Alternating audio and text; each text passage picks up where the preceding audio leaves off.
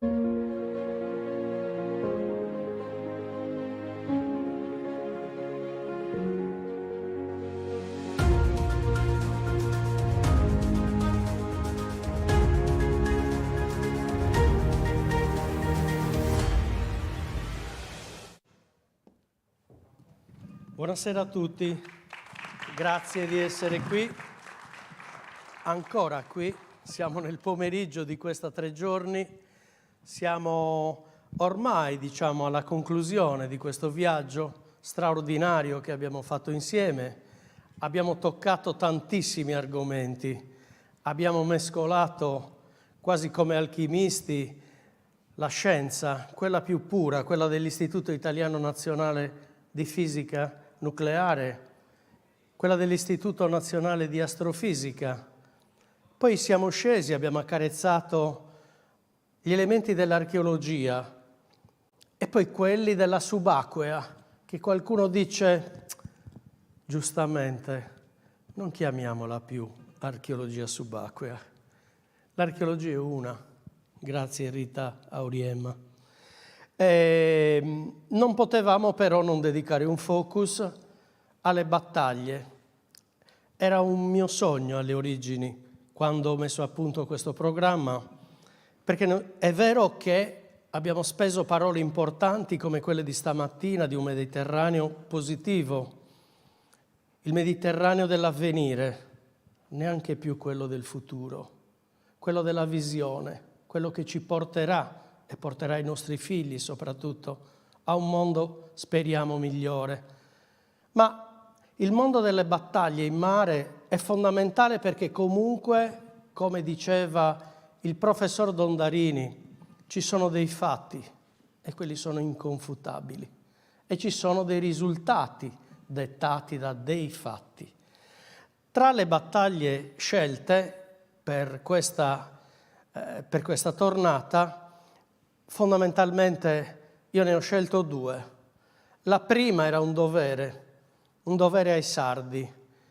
Quando si parla di battaglie in mare, quando si parla di Medioevo sardo, quando si parla di una Sardegna pisana e genovese, o meglio, di sardi sotto una cultura pisana e genovese, saltano in mente una serie di nomi. Tra i più prestigiosi e il più conosciuto è il celebre Ugolino, il conte, appunto. E quando qualche anno fa ho avuto la fortuna di mettere mano alla realizzazione di una ricostruzione 3D del castello di Siliqua, del castello di Acquafredda, toccare quelli che erano i luoghi suoi, le sue cose, realizzando tutto questo ho pensato, perché no? Raccontiamola la battaglia della Meloria, questo 1284, che per la Sardegna è una data apparentemente lontana, nel senso che lo scoglio della Meloria non è mica così prossima all'isola, ma il risultato di quella battaglia ha cambiato i destini del Mediterraneo e del Tirreno in particolare. Non voglio dirvi nulla. Enrico Basso.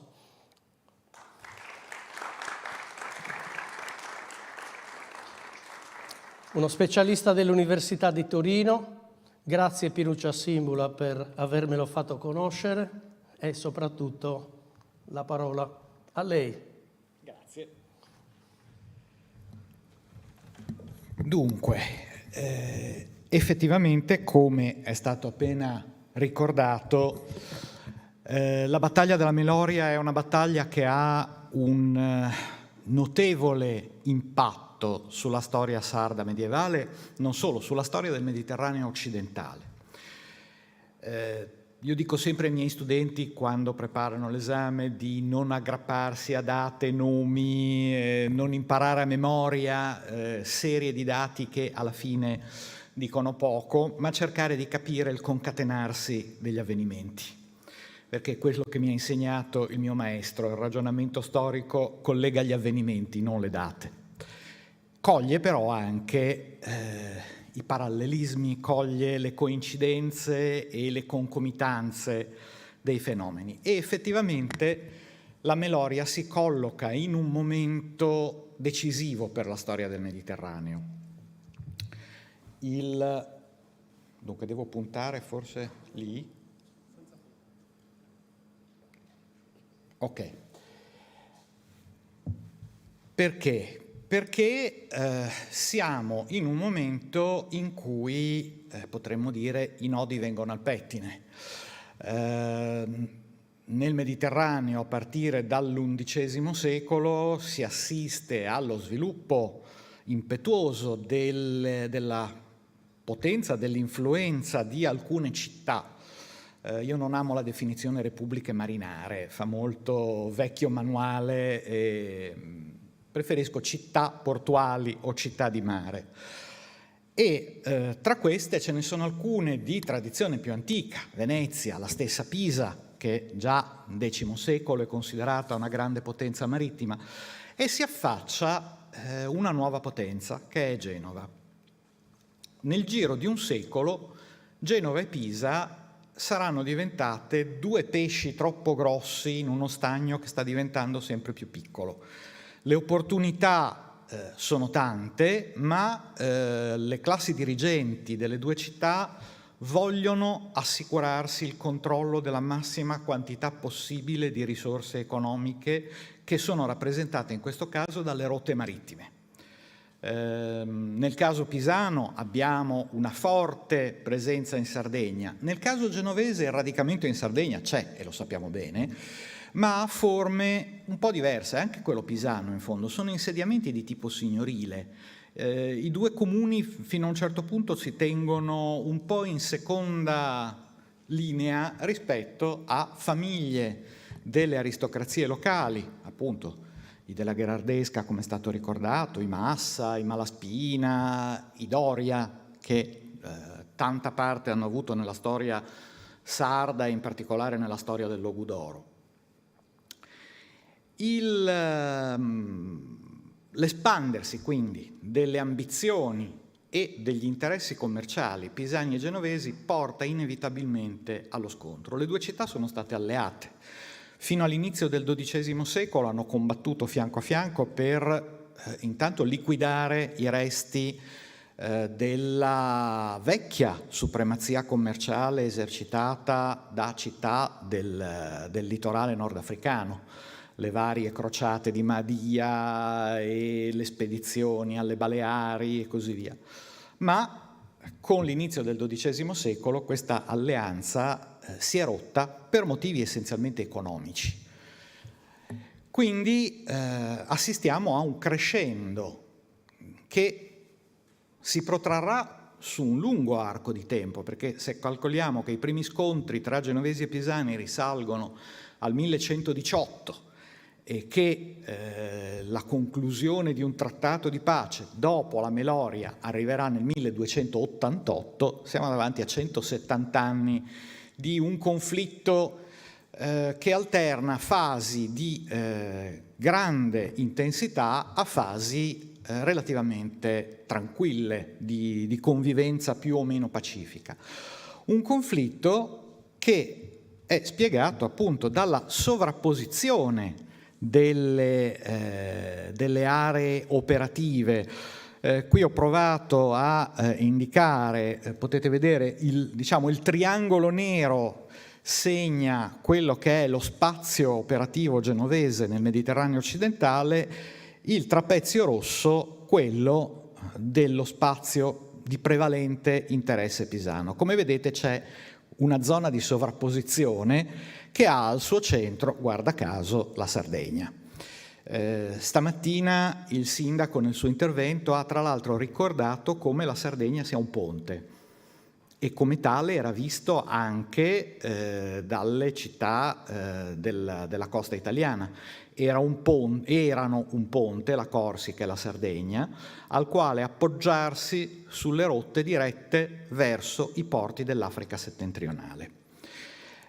Questi porti proprio fra XII e XIII secolo acquisiscono un'importanza fondamentale dal punto di vista dell'economia internazionale, potremmo dire intercontinentale dell'epoca, perché sono gli sbocchi attraverso i quali la produzione di oro dell'Africa subsahariana raggiunge il Mediterraneo. Teniamo conto che in questo periodo in Europa non ci sono miniere d'oro attive. L'oro che circola è oro rifuso, rimonetato, riutilizzato. L'unico afflusso di oro nuovo, oro fresco, è quello appunto del famoso oro di Sigilmassa o di Pagliola, che arriva dai paesi del Golfo di Guinea, essenzialmente, attraverso l'intermediazione delle tribù Tuareg, che lo scambiano a peso con il sale fossile del Sahara e lo portano poi a nord. Quindi per i mercanti delle città della costa nord del Mediterraneo stabilire un contatto regolare, un controllo sulle rotte per questi porti diventa fondamentale, e quindi inevitabilmente anche il controllo di quei territori che fungono da ponte diventa un aspetto della massima rilevanza dal punto di vista politico. E quindi Genova e Pisa in modo inevitabile vengono a conflitto sulla Sardegna. In particolare l'attrito si esercita sull'area tra Corsica e Sardegna. Nel XII secolo e all'inizio del XIII vediamo appunto genovesi e pisani che si scontrano per il controllo del Logudoro, di Bonifacio, che è come lo definirà un annalista genovese qualche secolo più tardi, l'occhio marino di Genova, il punto di osservazione dal quale i genovesi tengono d'occhio tutte le rotte commerciali. E appunto per questo ne fanno una fortezza inespugnabile e soprattutto ne fanno un luogo popolato da genovesi. È una delle poche volte nell'ambito dell'espansione oltremarina genovese in cui Genova fa affluire abitanti dalla Liguria per andare a popolare un insediamento oltremarino. Avviene in pochissimi altri casi.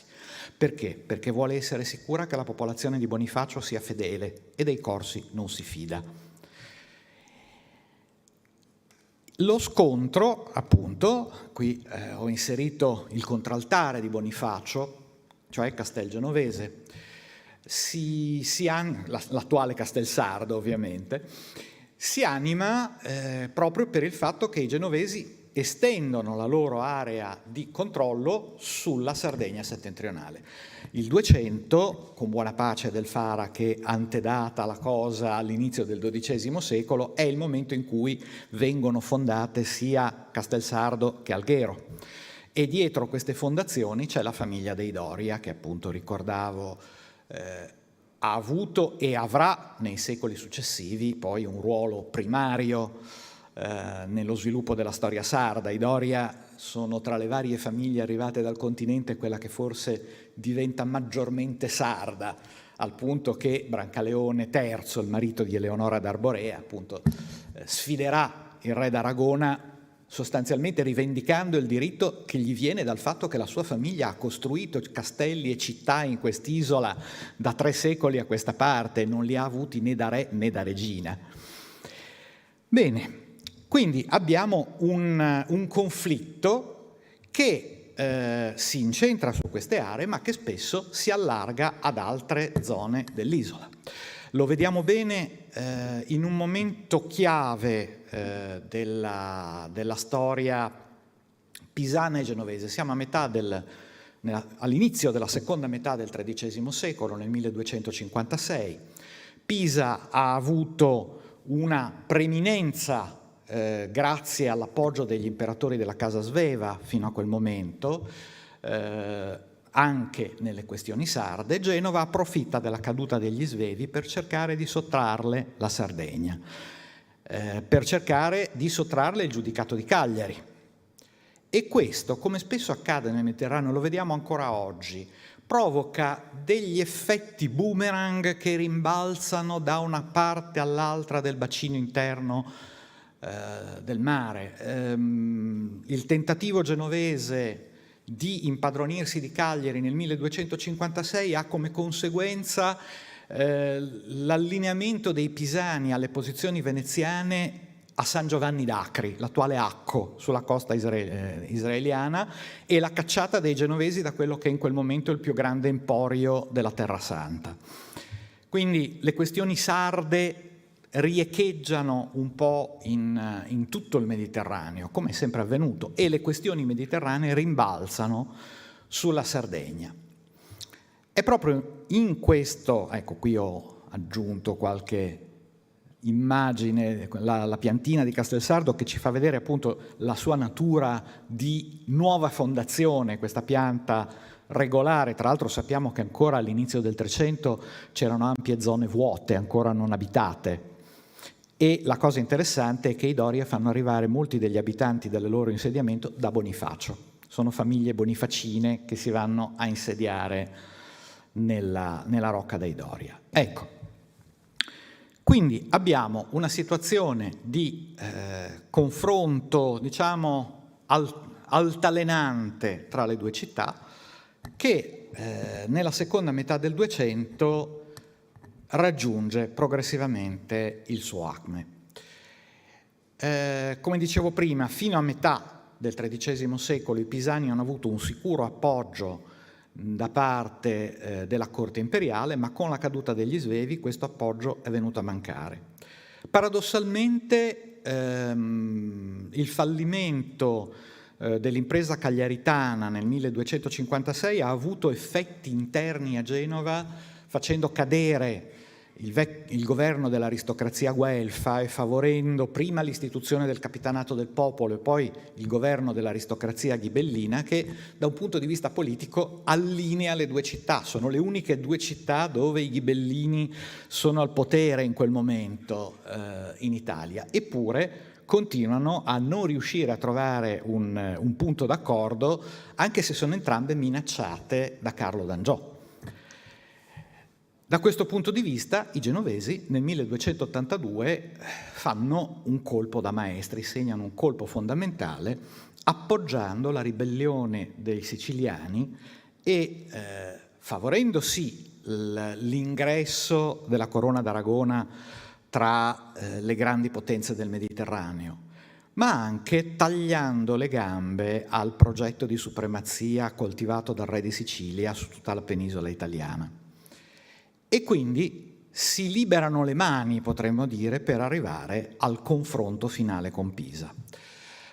Genova ha subito una serie di dure umiliazioni sul mare da parte dei pisani. Nel 1241, alla battaglia del Giglio, la flotta genovese è stata distrutta dalla flotta pisana e come conseguenza, tra l'altro, i delegati che avrebbero dovuto raggiungere Roma per il concilio convocato da Papa Gregorio IX per deporre l'imperatore Federico II sono stati catturati e portati prigionieri in Puglia.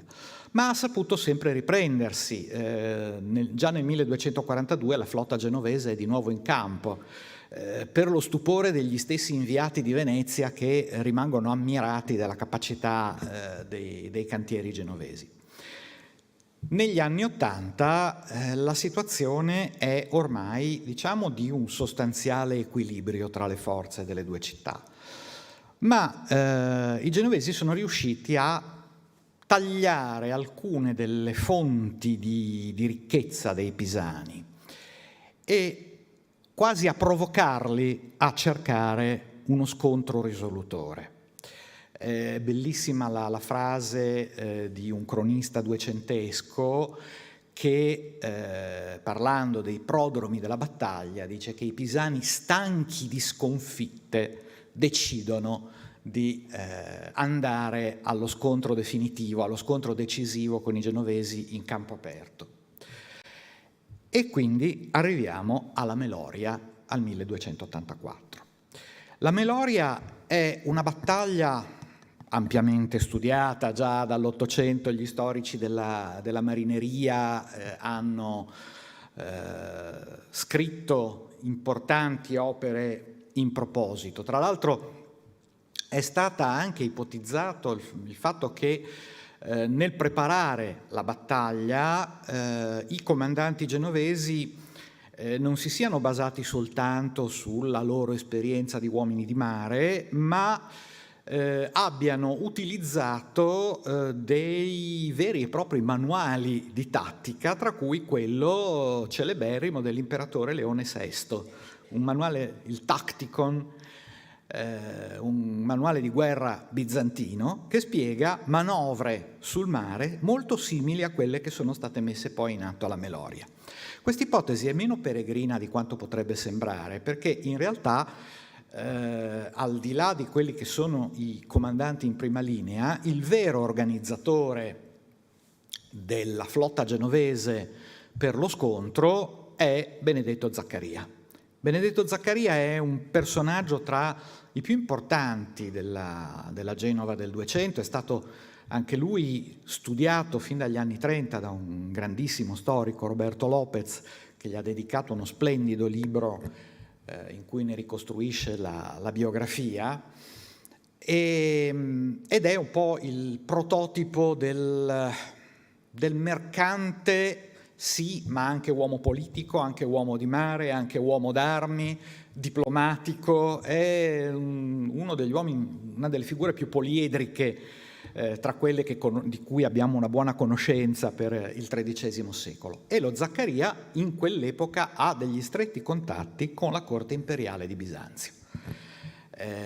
Ha ricevuto il monopolio dello sfruttamento delle miniere di allume sulle coste dell'Anatolia, si sta per impadronire dell'isola di Chio, quindi ha questo stretto legame col mondo bizantino che probabilmente può averlo portato a conoscere anche questo testo, anche se lui sicuramente non conosce il greco, però può aver avuto qualcuno che glielo ha letto, gli ha spiegato almeno parti del suo contenuto, perché effettivamente la strategia che viene messa in atto è una delle strategie consigliate da Leone VI. I genovesi mandano avanti una parte della flotta e ne nascondono un'altra, in modo tale che i pisani siano convinti di avere una superiorità numerica e siano invogliati ad attaccare per primi.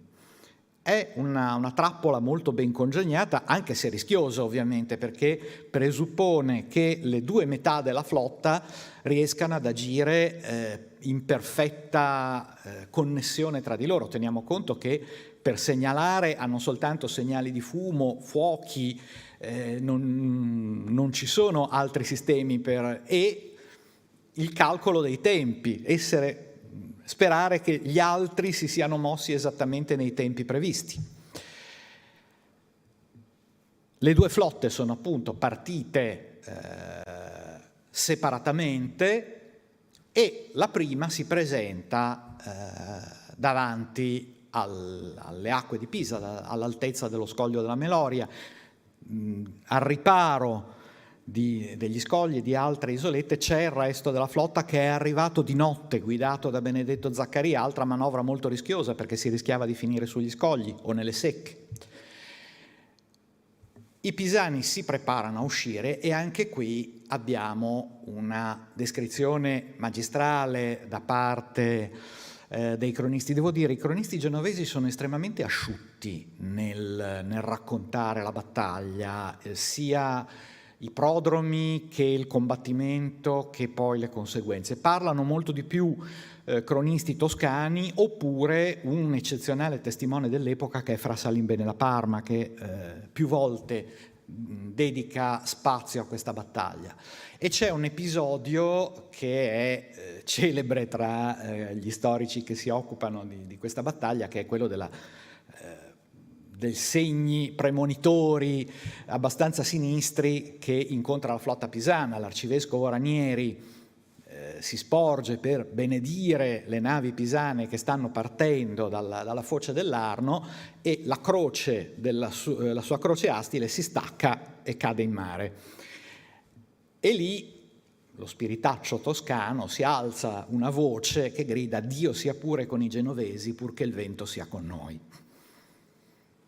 E i pisani partono convinti di essere in superiorità numerica, di avere una superiorità netta di almeno una trentina di unità rispetto al nemico. Siamo ancora in una fase in cui le navi si scontrano fra di loro, somigliano ancora alle battaglie dell'antichità romana, si cerca di rompere i remi del nemico per impedirgli le manovre, di sfondare la chiglia delle navi nemiche per affondarle, oppure di incendiarle con il lancio di dardi. E al culmine della battaglia, la seconda flotta genovese compare improvvisamente alle spalle dei pisani, prendendoli in trappola. Il risultato è una sconfitta catastrofica nei numeri. A parte i morti, le battaglie in mare non lasciano lo stesso panorama che lasciano le battaglie a terra. I morti scompaiono in acqua insieme ai relitti, ma ci sono i prigionieri. Migliaia. Secondo l'annalista genovese sono più di 5.000 i prigionieri pisani che vengono portati a Genova e verranno confinati nella zona che ancora oggi si chiama del Campo Pisano. Da lì il famoso detto: chi vuol vedere Pisa vada a Genova, perché i maggiorenti di Pisa sono quasi tutti prigionieri dei genovesi. Ed è appunto la conclusione sul momento della battaglia. Tra l'altro, una cosa da rilevare è che, come dicevo prima, il racconto degli annalisti genovesi è molto asciutto. Quando l'annalista racconta ciò che viene dopo la battaglia, l'arrivo della flotta vittoriosa, non indulge sì, dice dei prigionieri, ma non parla di festeggiamenti, non parla di esplosioni di gioia popolare. C'è un grande silenzio. Si scende dalle navi e si va alla cattedrale per recitare un Te Deum di ringraziamento, perché in realtà i genovesi intanto sono coscienti che a parti invertite anche loro sarebbero stati distrutti, e soprattutto si rendono conto in fondo che Pisa è la loro gemella, rivedono se stessi in quelle persone che hanno catturato, in quelle persone che sono morte, quindi si rendono conto dell'enormità del fatto e quindi in quel momento pensano soltanto a ringraziare il Signore di esserne usciti vivi e vincitori. Le conseguenze, e qui andiamo più rapidi, sono estremamente ampie, perché intanto la diplomazia genovese, una volta sconfitta militarmente Pisa, trova l'appoggio delle altre città di Toscana per fare pressione sugli sconfitti perché accettino un trattato di pace che di fatto li esclude dalla Sardegna. Era quello il grande obiettivo sul momento. La pace del 1288 teoricamente consegna sia Cagliari che Sassari ai genovesi, solo Sassari entrerà nell'orbita di Genova. Cagliari rimarrà una città pisana ancora fino alla conquista catalano-aragonese, ma soprattutto apre davanti ai genovesi l'accesso a tutti i principali empori del Mediterraneo senza più l'ostacolo di Pisa. L'altro ostacolo sarà Venezia. E infatti iniziano le guerre veneziane. Nel 1299, dopo la battaglia, anzi 98, dopo la battaglia di Curzola, sembra per un attimo che i genovesi siano riusciti a impadronirsi di tutto il Mediterraneo. E qui vediamo appunto l'ampiezza, i cerchi corrispondono alle migliaia di lire genovesi investite nelle varie direzioni, verso le varie destinazioni. Ecco, vediamo come, se noi confrontiamo la rete commerciale pisana fra XI e XIII secolo e la rete commerciale genovese nei secoli successivi, vediamo come i genovesi si sovrappongano a quella che era stata la rete commerciale di Pisa e poi la estendano anche verso occidente. Con la fine del secolo, però, Pisa declina, ma ci saranno altre sfide, ci saranno i turchi, ma soprattutto ci sarà quella corona d'Aragona che gli stessi genovesi hanno aiutato a crescere e a diventare una grande potenza mediterranea. Grazie.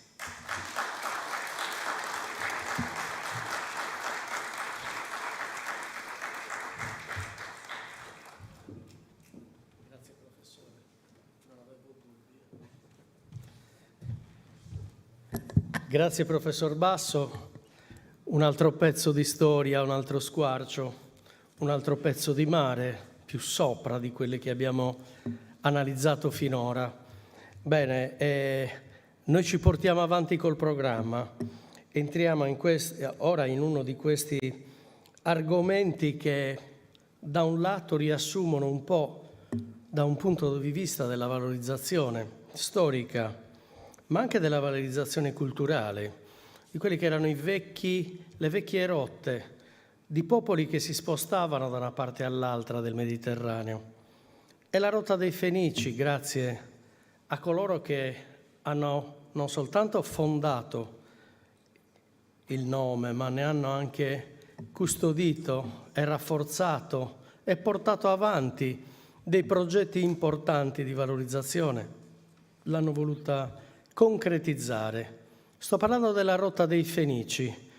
Dei Fenici abbiamo accarezzato ieri tutta una serie di contatti, li abbiamo visti volta per volta, quando si parlava di Sicilia, quando si parlava di Sardegna, e questo mondo ha toccato tantissimi di quei paesi europei, è andato oltre il Mediterraneo, è stato uno dei popoli che per la prima volta è riuscito veramente ad essere un popolo che ha provato attraverso la sua rete commerciale anche a creare dei punti di incontro, questo Mediterraneo di incontro, di confronti, di commerci, di scambi, di guerre, ma anche, perché no, di straordinarie cose positive.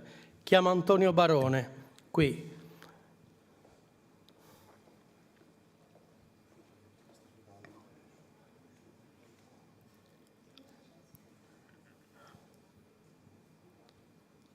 Eccolo qua. Antonio, prego. Lui è l'anima della rete dei Fenici. Prego.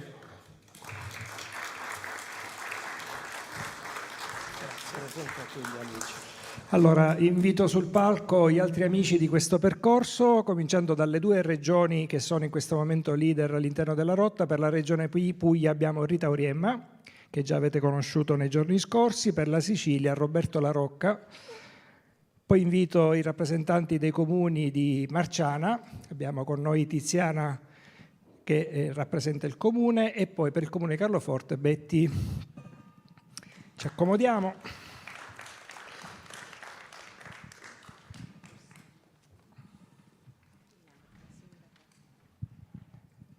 No, prego. Allora, in questi giorni, anzi proprio stamattina, ho sentito molti temi che sono proprio in funzione di quello che diremo noi oggi, perché il tema di oggi è la rotta dei Fenici. Non so se è già esposto dietro, no? Lo leggo dal programma. Ah, eccolo. No, c'ho un'altra immagine lì. La rotta dei Fenici come strategia per lo sviluppo del Mediterraneo. Stamattina ho sentito dire, con molto interesse, trovare punti comuni, opportunità per condividere visioni, progetti, idee. Ecco, quando noi parliamo di itinerari culturali abbiamo la sensazione spesso di parlare soltanto di percorsi che sviluppano un collegamento da una località all'altra seguendo un tema. Classico caso sono quelli dei cammini, e quindi da lì tutto quello che ne consegue. In effetti gli itinerari culturali del Consiglio d'Europa, di cui la Rotta dei Fenici è il sesto in ordine di certificazione, quest'anno celebra 20 anni di attività, è qualcosa di diverso. Il Consiglio d'Europa chiama itinerari le reti, cioè quello che sovrintende a tutto questo, cioè il soggetto che gestisce queste attività e gli dà anche delle responsabilità. Naturalmente la visione è quella di un sistema internazionale di valorizzazione che parte da un concetto. Qual è il concetto della rotta dei Fenici? Il termine non deve ingannare, non stiamo parlando di un itinerario archeologico-turistico sui Fenici, stiamo parlando dell'itinerario del dialogo interculturale mediterraneo. Cioè la responsabilità, la certificazione che riceviamo dal Consiglio d'Europa riguarda questo tema. Quindi quello che è stato detto questa mattina da questo palco, non possiamo capire chi siamo senza conoscere il nostro passato, anche remoto. Oppure un'altra cosa che è molto interessante,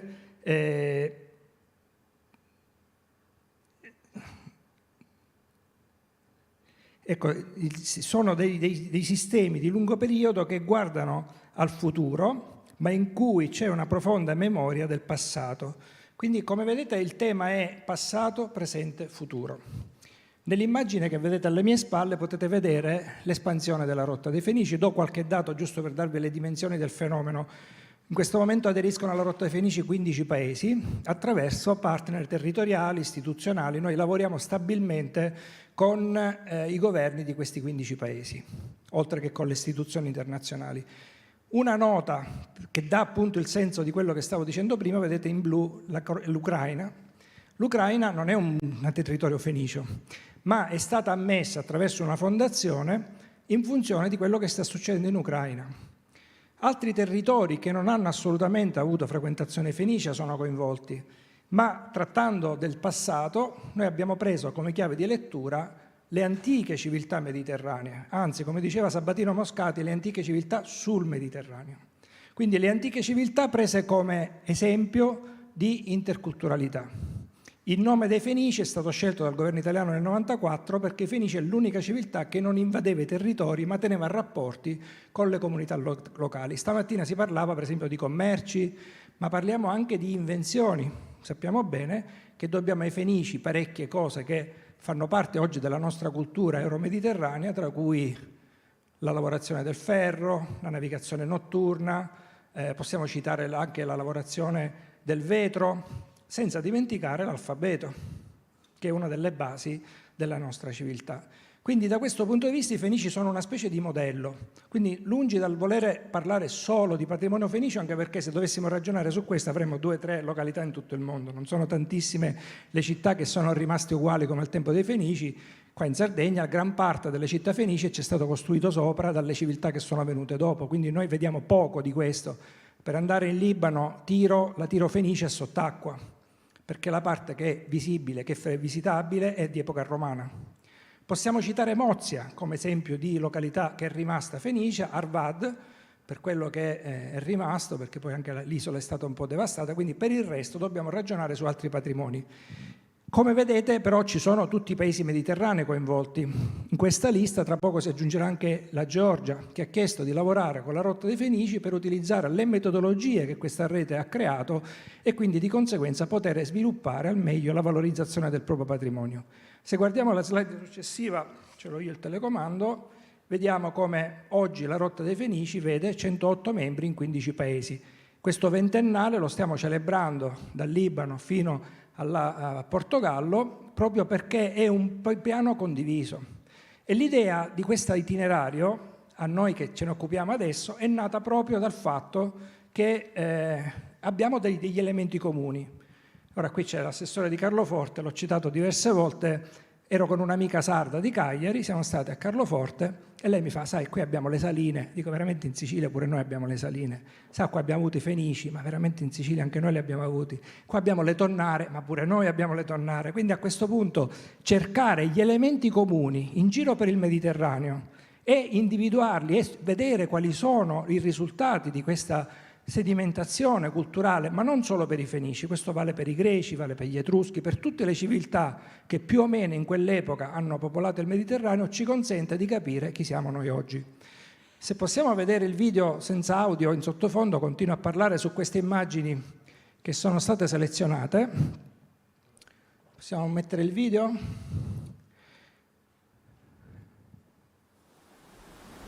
Senza audio, per favore. Perché qui abbiamo riassunto in un video che è stato realizzato qualche anno fa, proprio come ci sia l'atmosfera dei luoghi, non ha importanza dove è stato girato, l'importante sono gli elementi comuni, come vedete il mare, un'altra citazione Sabatino Moscati, i popoli di fronte al mare diventano tutti uguali. È proprio il contatto col mare l'elemento di distinzione di questo mondo che è stato creato da noi oggi, da tutte le località che hanno aderito, dicevo prima sono oltre 108 territori, ma anche siti archeologici che hanno a che fare anche con altre civiltà, quindi con altri popoli che si sono succeduti, che erano coevi o che sono venuti dopo, come vedete troviamo elementi greci, di popolazioni indigene, eccetera, ma troviamo soprattutto elementi del Mediterraneo. In questo senso la Rotta dei Fenici ha sviluppato poi da un punto di vista tecnico molto in termini di coinvolgimento delle comunità. Noi ci basiamo sulla Convenzione di Faro, se ne parlerà adesso, cioè sulla capacità delle comunità di progettare il proprio futuro attraverso la conoscenza del proprio passato. Quindi il coinvolgimento degli operatori, il coinvolgimento delle scuole, delle università, di tutti quelli che compongono il tessuto di un territorio e ne rappresentano le istanze e di conseguenza quello che può essere creato intorno a questo. Naturalmente è un percorso che ha un valore turistico. I 3 assi dell'itinerario per il Consiglio Europa sono l'aspetto culturale, quindi la ricerca, la valorizzazione, la proposta, quello dell'educazione, il coinvolgimento delle scuole direttamente nelle attività dell'itinerario, e l'aspetto turistico, ovviamente non di un turismo qualsiasi. Si parla di turismo sostenibile, ma noi da poco tempo, da qualche mese, stiamo ragionando su un nuovo modello. Abbiamo lavorato per tanti anni sul turismo di comunità, seguendo i principi del turismo responsabile. L'evoluzione naturale è il turismo rigenerativo. Questa nuova tendenza del turismo in cui il turismo aiuta a recuperare quello che è stato rovinato sul territorio, in termini sociali, ambientali e anche in conseguenza in termini turistici. Quindi una prospettiva, un messaggio operativo molto interessante, perché incontra il favore dei tour operator. Sapete che dopo la pandemia il turismo è cambiato radicalmente, non c'è più il pullman come elemento distintivo del turismo di massa, lo sanno qua i direttori dei parchi che sono qui presenti, bisogna andare a cercare uno per uno il visitatore del museo, ma ovviamente un visitatore interessato. Un tema ovviamente molto utile da questo punto di vista è guardare alle nuove tendenze, per cui la museoterapia, se ne parla poco, sono nuovi concetti, conseguenza anche della pandemia, per cui la gente visita i luoghi della cultura per riconquistare questa dimensione naturale, questa prospettiva di dialogo e di socialità che si è persa con la pandemia. Ma non solo, parliamo del collegamento con le associazioni. Non è un caso che dentro la Rotta dei Fenici ci sono degli accordi, per esempio con i gruppi archeologici che sono qui rappresentati, o con l'Organizzazione Mondiale del Turismo Sociale, con le Proloco, proprio perché l'idea è di coinvolgere tutti i soggetti che possono dare un contributo a questo tipo di attività e soprattutto lavorare perché i territori possano comunicare al meglio la propria identità. Strumenti operativi, dal 2016 lavoriamo sul concetto di Smartways, che sono dei percorsi di eccellenza sviluppati in collaborazione con i territori, proprio con le comunità che partecipano al processo di produzione, di sperimentazione, e poi Smartways che si articolano in Smartways di terra seguendo antiche vie. Per esempio la Flaminia sta diventando una Smartway della Rotta dei Fenici, altre in Sicilia, la via Selinuntina, ma si è parlato anche della Carlo Felice come potenziale Smartway. Dall'altro punto di vista Smartway di mare, che uniscono sia i porti, su cui stiamo sviluppando delle strategie. Abbiamo creato un primo progetto pilota, ha avuto molto successo nel 2019 tra Galizia e il nord del Portogallo, forme di turismo in barca a vela per arrivare nelle varie località e scendere e visitare i luoghi dal mare come facevano gli antichi. Dall'altro punto di vista la subacquea. Ora invito la regia a mettere il video Umar, perché proprio recentemente stiamo completando questo progetto finanziato dal programma Erasmus+. È un progetto che riguarda, ci sono molti progetti sull'archeologia subacquea, sulle attività subacquee legate all'archeologia. In questo in particolare si è puntato a creare una rete di enti che si occupano di questo settore. Qui abbiamo la Sovrintendenza del Mare della Regione Siciliana, che è stato uno dei primi enti realizzati in questo senso, grazie all'intuizione di Sebastiano Tusa. Il Seimar di Cadice, che è un consorzio tra università, ci sono 7 università spagnole, una portoghese e una marocchina che sviluppano attività legate al mare, e il centro ICOA di Zara in Croazia, che è certificato anche dall'UNESCO. È stato elaborato un piano di studi sul tema dell'archeologia subacquea e soprattutto della fruizione sostenibile del patrimonio subacqueo, una piattaforma di learning che sarà disponibile a fine anno, e lo studio di come questo patrimonio possa essere raccontato non tradizionalmente nel museo, ma attraverso i centri di interpretazione, che sono uno dei punti su cui stiamo lavorando di più Il principio qual è? Realizzare un museo è molto complicato, laddove non è possibile fare il museo è possibile sviluppare un centro di interpretazione per raccontare il patrimonio in un'ottica diversa e soprattutto per coinvolgere le comunità, far incontrare visitante e ospitato secondo i principi del turismo responsabile. Naturalmente, parlando di archeologia subacquea, vedete le immagini realizzate grazie alla collaborazione dei partner, sono immagini di relitti, ma sono anche immagini di fruizione di questi relitti. Infatti ora chiederò ai due responsabili qua presenti in rappresentanza delle rispettive regioni delle attività che sono state fatte in queste regioni su questo tema. È un discorso che è stato fatto ieri o l'altro ieri, non ricordo, sull'archeologia subacquea, lo facciamo in funzione della Rotta dei Fenici che si candida a gestire e promuovere queste iniziative in ambito internazionale. Partiamo da Rita. Grazie a tutti, grazie ad Antonio Barone a questa bella opportunità che vede anche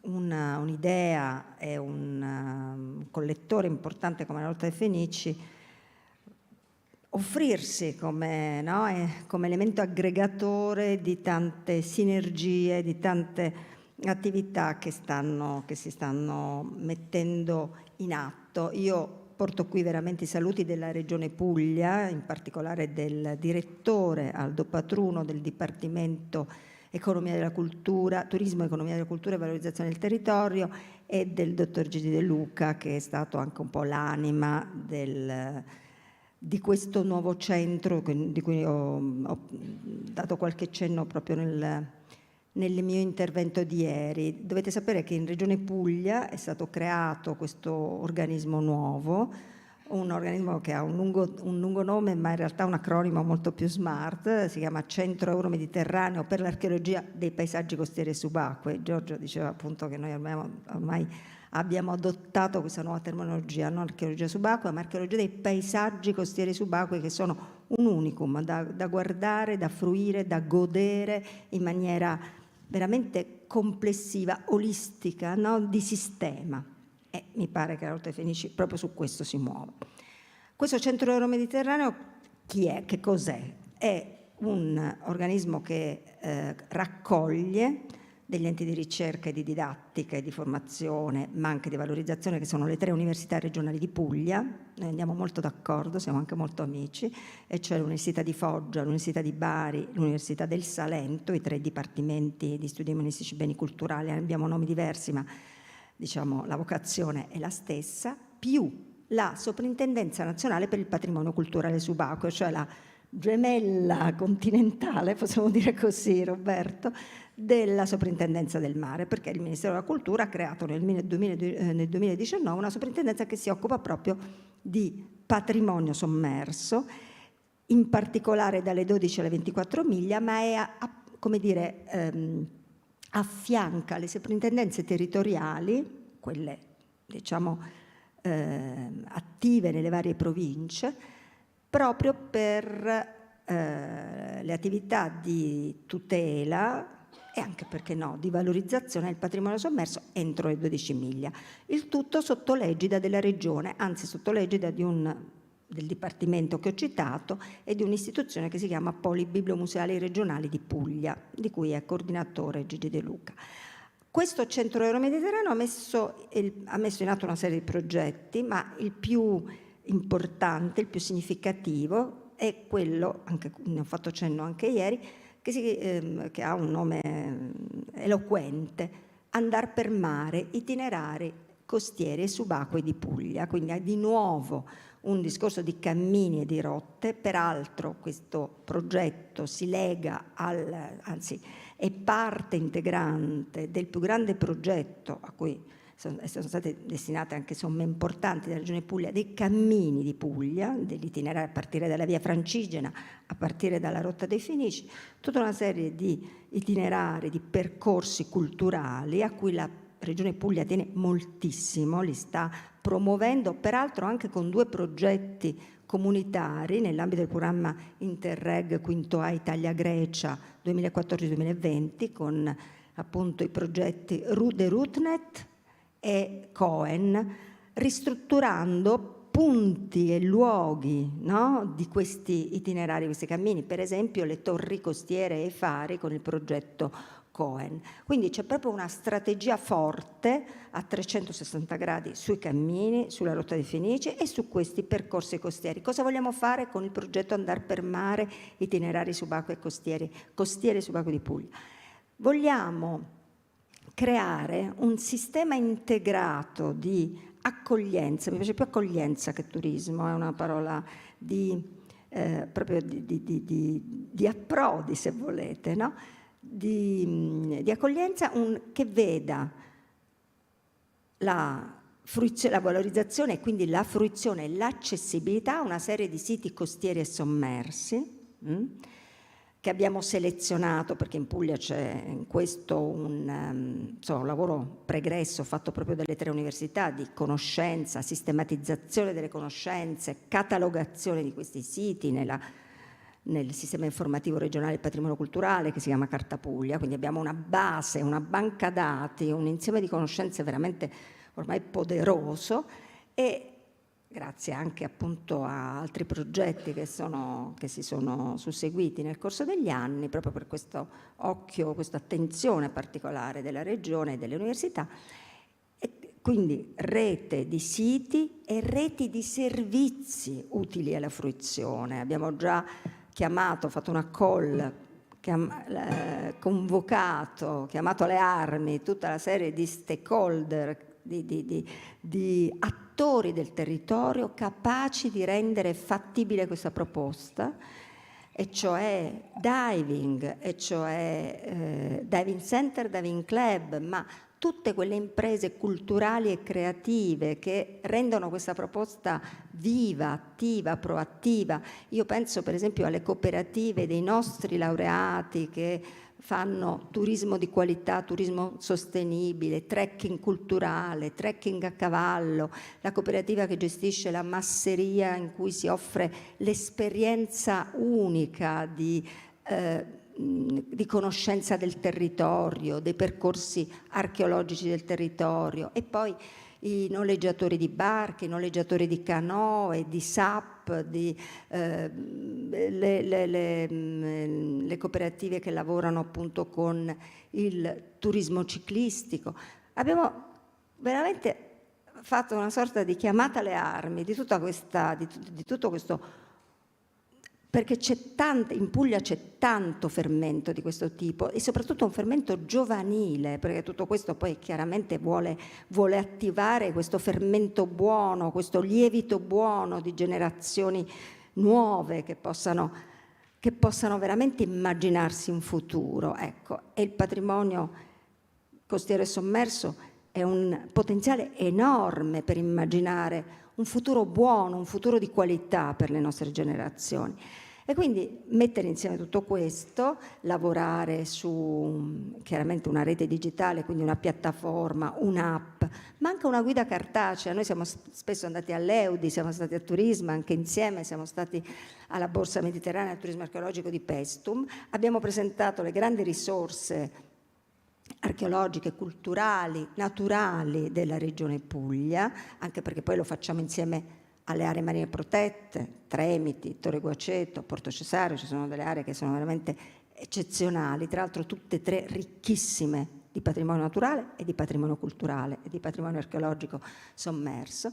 Ebbene, abbiamo dato conto di questa grande ricchezza e giustamente le persone, i subacquei, i non subacquei, le famiglie, i curiosi, gli appassionati, i bambini ci hanno chiesto: e come facciamo? Come facciamo ad accedere? Come facciamo ad arrivare? E quindi noi mettiamo in moto questa rete, la regione se ne fa in qualche modo regista e garante, chiaramente poi sarà il turista a contattare.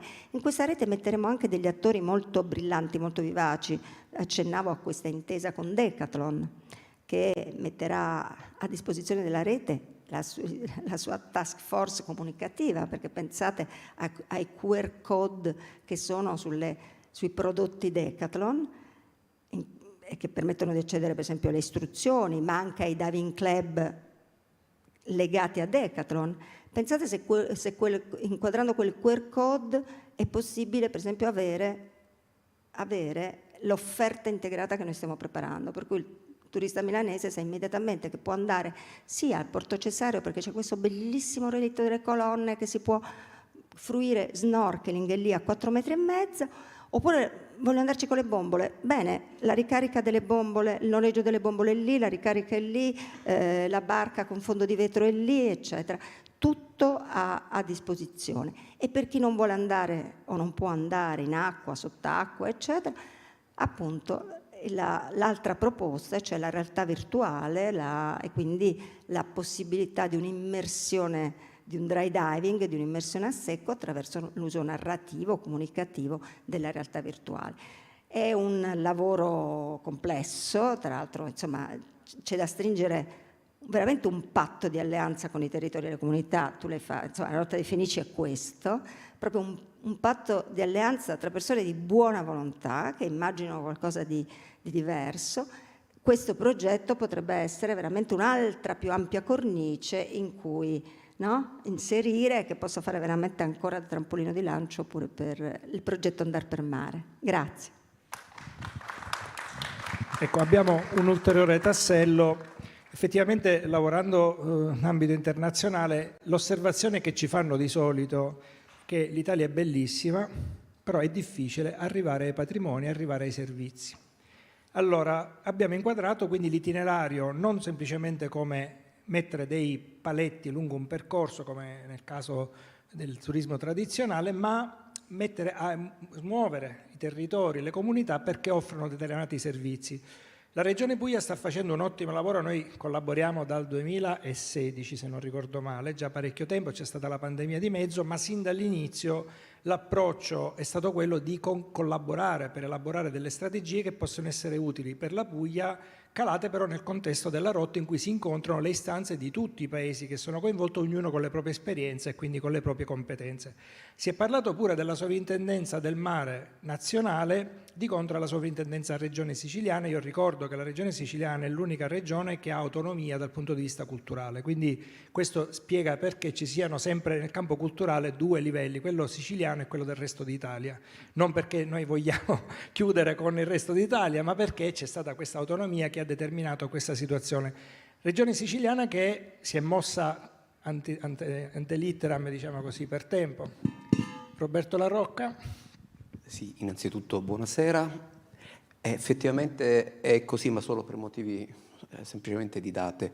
È visto spesso come un privilegio, ma vi assicuro che è un grande onere poter gestire a livello dovere gestire a livello regionale il patrimonio culturale, perché le energie umane e oltre non sono ovviamente le stesse. La Soprintendenza del Mare, che è nata nel 2004 in realtà da esperienze precedenti che partono dal gruppo di indagine archeologica subacquea della regione siciliana dal 99, di cui mi pregio di far parte dall'inizio insieme a colui che ebbe l'intuito di organizzare questa struttura vocata al mare, Sebastiano Tusa, è possiamo dire tra i pionieri degli itinerari culturali sommersi. Mi piace chiamarli, riconducendomi a quanto detto dalla collega, itinerari non archeologici, non storici, ma culturali, perché l'accezione del termine è molto più ampia e comprende tanti aspetti, tra cui appunto lo stesso paesaggio. Era nata da un altro scopo, per un altro motivo, perché il compito principale della Soprintendenza del Mare è quello della tutela. In Regione Siciliana la Soprintendenza ha competenza su tutti e tre i rami, cioè tutela, fruizione e valorizzazione, ma il problema fondamentale per noi era quello della tutela. Ora, per chi è uomo di mare sa benissimo la difficoltà che ci può essere nel volere tutelare un elemento che si trova in acqua, di qualsiasi natura esso sia. Mentre su terraferma possiamo recintare, possiamo vincolare, possiamo mettere in atto qualsiasi strategia, in acqua questo non poteva essere.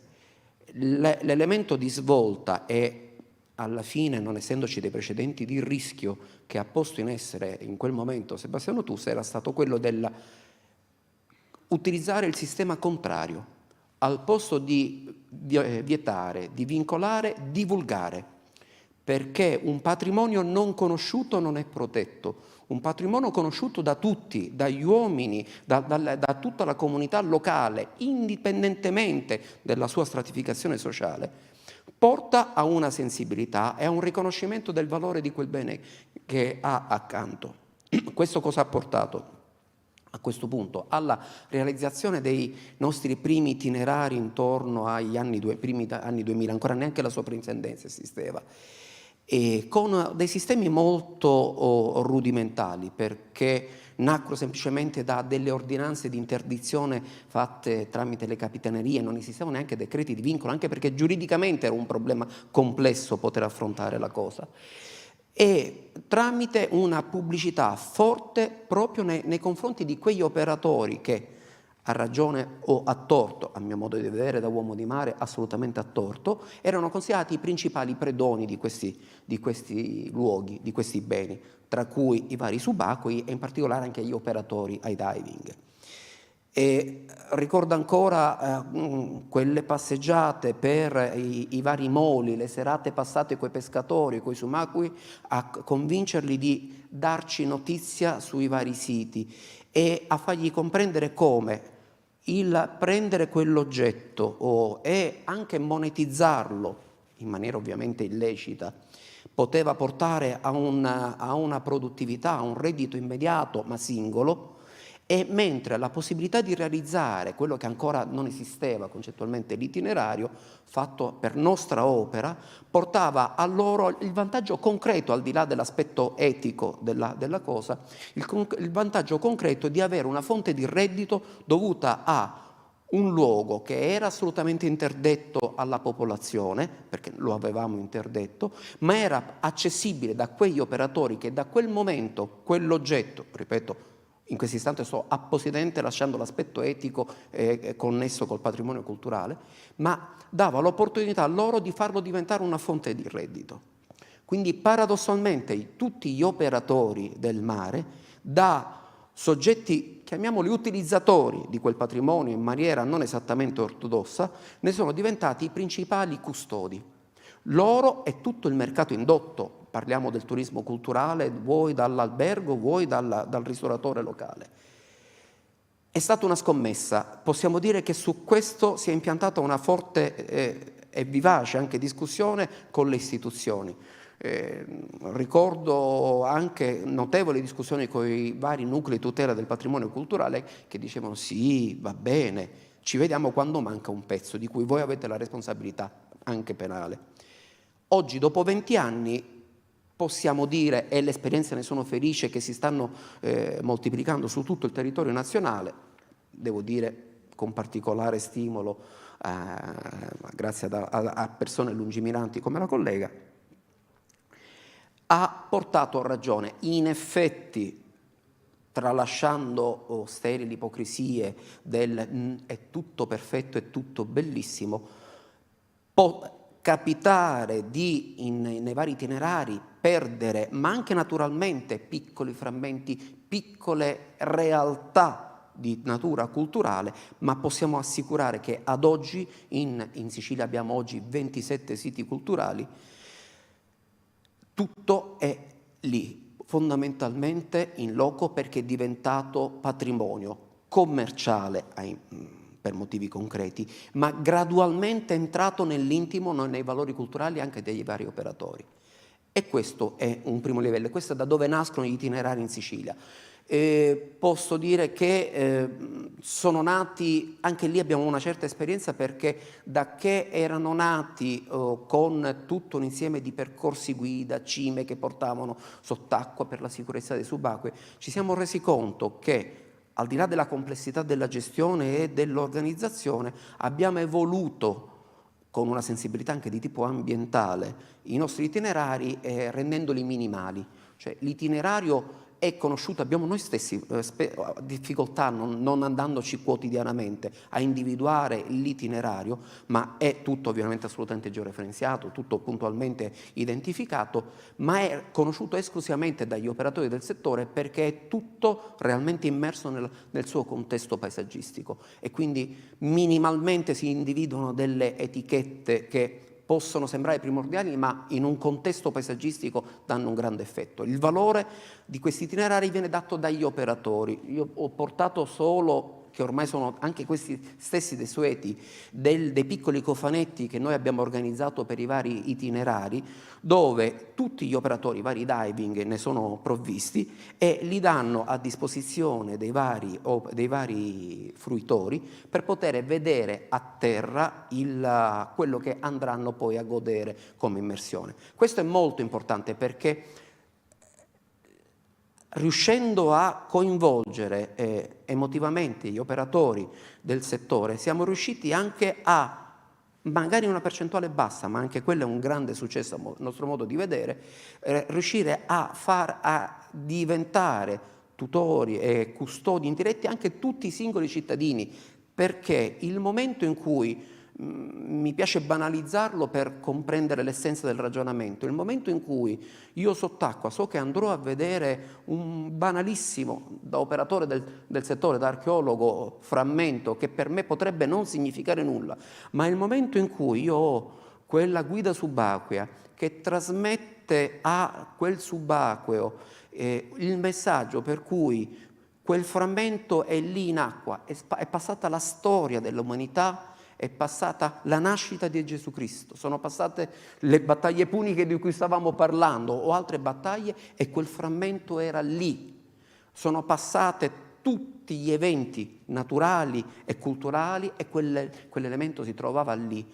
Questo porta a, non dico che in fase di immersione il subacqueo avrà la lacrima all'occhio vedendo quel reperto, ma lo vede con un'altra sensibilità, in quel sito culturale e lo vedrà con un'altra sensibilità in ogni sua immersione al di là dei siti culturali stessi.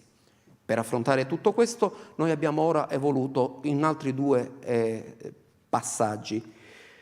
Siccome il nostro compito è sempre quello della tutela, fondamentalmente, ora abbiamo avviato sia un portale similare a quello che ha presentato la collega, che è già sul portale della regione siciliana Sicily, ma abbiamo avviato la realizzazione anche di un portale, con la collaborazione del collega, di un portale vero e proprio che deve servire per interlacciare tutti i vari itinerari culturali con gli omologhi siti culturali a terra, in modo che banalmente facciamo un'immersione nel sito del relitto X e ho la possibilità di vedere in maniera multimediale dal sito a terra collegato l'immersione per i non subacquei e a sua volta per coloro che vanno in acqua avere un collegamento e quindi un modo di renderli attrattivi i siti parimenti culturali e terrestri.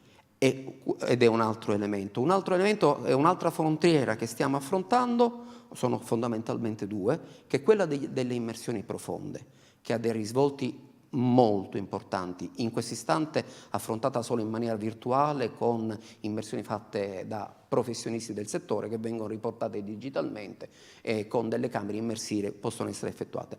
Ma stiamo fisicamente ragionando ad aprire questo tipo di immersioni, abbiamo delle sfaccettature giuridiche non indifferenti da affrontare, ma ci stiamo avvicinando. E in più la sperimentazione, il futuro. Abbiamo già avuto un progetto finanziato o ancora non avviato, col quale stiamo mirando, siccome non l'ho detto, in alcuni siti noi abbiamo fatto anche dei sistemi di telerilevamento che hanno la duplice funzione di servire da sistema di controllo, con dei sistemi di motion detector che servono per potersi attivare nel momento in cui c'è qualcosa o qualcuno che passa, e per la possibilità di vedere in tempo reale e anche in remoto dal nostro sito, poter manovrare le telecamere per poter indirizzarle lungo il sito. Ma in realtà adesso stiamo tentando di sorpassare questo sistema per arrivare a un sistema assolutamente sperimentale che abbiamo affrontato adesso, che dovrebbe essere fatto tutto in tecnica open source, cioè con dei mini robot costruiti con pezzi i cui elementi di ricambio li costruiamo noi stessi con delle stampanti 3D, proprio per una concreta possibilità di gestione, e con una realizzazione di alcuni robot dotati di sensori che procedono alla quotidiana scansione del sito archeologico di riferimento, dove tutti i reperti o gran parte dei reperti sono a sua volta censiti mediante banalissimi refeed elettronici che non hanno grande complessità e costi praticamente pari a zero, a parte per quanto riguarda i reperti particolarmente rilevanti invece, in modo da avere noi un monitoraggio, capire come si evolve il sito durante la sua vita, se mancano eventuali elementi, se sono stati spostati elementi dal turista ignaro, magari del fatto che sarebbe meglio non toccarli, e anche da utilizzare quindi sia come attività in remoto, perché questo robot tramite un sistema che non vi sto a spiegare, con una boa di rimando eccetera eccetera, essere gestito fisicamente oltre questi passaggi automatici, anche come sistema di tutela, perché lo abbiamo posto su un sito in particolare dove avevamo alcune anfore che abbiamo voluto lasciare appositamente sul sito, ma avevano dei bolli particolarmente importanti dall'aspetto scientifico e ci domandavamo se lasciarle o meno. A un certo punto non abbiamo più trovato queste anfore, non vi dico cosa significava il pensiero dei colleghi del nucleo tutela che dicevano avete visto? E dopo qualche anno, dopo 2 anni, le abbiamo rindividuate avendo compreso che in effetti c'era stato un leggero insabbiamento in un punto e quell'anfora che era stata spostata o scivolata dal punto in cui si trovava era andata insabbiata. A quel punto abbiamo pensato pure che è possibile lasciare alcuni elementi che possono trasmettere una particolare emotività sott'acqua e quindi è opportuno magari lasciarli facendo una giusta valutazione sui costi e benefici. Però in questo caso con l'utilizzazione di piccoli GPS dormienti, chiamiamoli, che vengono attivati a variazione pressoria, per cui lui è dormiente, rimane lì fermo per anni, può stare 10 anni avendo autonomia di batteria, viene attivato il momento in cui questa anfora, questo reperto viene portato fuori dalla battimetria in cui si trova, è portato immediatamente fuori, siccome sono tutti precodificati, automaticamente portato fuori dall'acqua, manda il segnale, attiva noi soprintendenza, attiva il nucleo tutela, attiva la capitaneria, eccetera. Quindi anche la realizzazione del connubio tra tutela e fruizione e valorizzazione a questo punto. Avrei tanto altro da dire, capisco che vi sto tediando, per cui forse è il caso che chiudo qua. Più che altro dai l'idea della complessità. A che ora? 10 minuti. Allora andiamo subito sugli altri, perché avevo fatto il calcolo su 45, no, è 5:30? Ah, ok, abbiamo anticipato. Allora, dicevamo, il meccanismo che è stato evidenziato non deve trarre in inganno, perché non è soltanto attività legate al patrimonio sommerso. Ovviamente avere un interlocutore con cui dialogare su queste cose è importante, ma io vorrei andare ora sulla terraferma, dove abbiamo qua 2 rappresentanti, per dire e spiegare al nostro pubblico perché è importante collaborare con un itinerario e che cosa ci guadagna un comune, che è l'elemento base di questo territorio. Buonasera, sono Tiziana Pisani e arrivo dall'isola d'Elba. Abbiamo parlato di Sardegna e Sicilia e voilà, c'è anche la terza isola italiana. Mi fa molto piacere essere qui proprio perché il mio comune ha aderito alla Rotta dei Fenici già da qualche anno e io in prima persona ho proprio seguito questa avventura di questa specie di matrimonio che abbiamo fatto con la Rotta. Sarò brevissima perché se no usciamo dal tempo. Allora, mi ricordo la prima volta che Antonio Barone è arrivato all'isola d'Elba. Eravamo in mezzo era il 2018, eravamo in mezzo al forum delle associazioni culturali dell'arcipelago toscano, già l'evento in sé era una cosa rarissima, e arriva questo signore che comincia a parlarci della Convenzione di Faro, degli itinerari culturali, dello scambio interculturale, del Mediterraneo, e io ho ancora qui davanti agli occhi le facce dei presenti, la gente entusiasta, perché in realtà è stato come un ritrovarsi, no? Tutti già facevamo queste cose, ma non eravamo consapevoli del reale valore, no, di questo lavoro. Io stessa all'epoca, prima di aderire, di entrare in comune, avevo creato un piccolo festival che si chiamava Ramadoro, il cui, diciamo, obiettivo era portare le persone a vedere delle cose strane che non avrebbero mai visto se non fossero andati con degli isolani. Per cui questa cosa negli anni piano piano ha incuriosito, c'era la gente che ci seguiva perché era sicura, no? Che non era la gita fatta con la guida del parco oppure, no, con le guide specializzate, era la gita fatta col signore, no, il contadino che ti portava a vedere la cantina, oppure anche all'artista un po' strano che ti portava in una villa, no, fatta da un famoso architetto, eccetera, eccetera. Allora, quando ho conosciuto Antonio Barone e ho approfondito la conoscenza della Convenzione di Faro, tutto il lavoro fatto in precedenza ha preso un senso. Una volta entrata in comune, parte degli amministratori, anche dei giovani amministratori nostri, nel 2020, l'anno del Covid, hanno ripreso le tematiche sia di questo Festival Ramadoro che soprattutto della Convenzione di Faro. E abbiamo in questo 2020, anno che ha visto all'Elba l'invasione del turismo, cioè dell'accoglienza, come dicevi prima, abbiamo avuto, non so, forse siamo stati l'unico posto d'Italia a avere così tante persone, e il comune si è trovato nella difficoltà di proporre qualcosa a tutte queste persone che fosse però sicuro, no? Dove non ci fossero contagi. Allora ne dico solo una perché sennò rubo tempo. Per esempio abbiamo portato le creazioni artistiche fuori dai musei, fuori dalle gallerie, le abbiamo portate in mezzo al Parco Nazionale, il mio comune è dentro il Parco Nazionale, per cui le persone potevano fruire di molti eventi, ne abbiamo sperimentati più di 10, in modo libero e sicuro, e poter anche riflettere su tante cose. Diciamo, uno dei risultati è stato creare consapevolezza, relazioni e valore. Dico solo un'ultima frase sulla Rotta dei Fenici.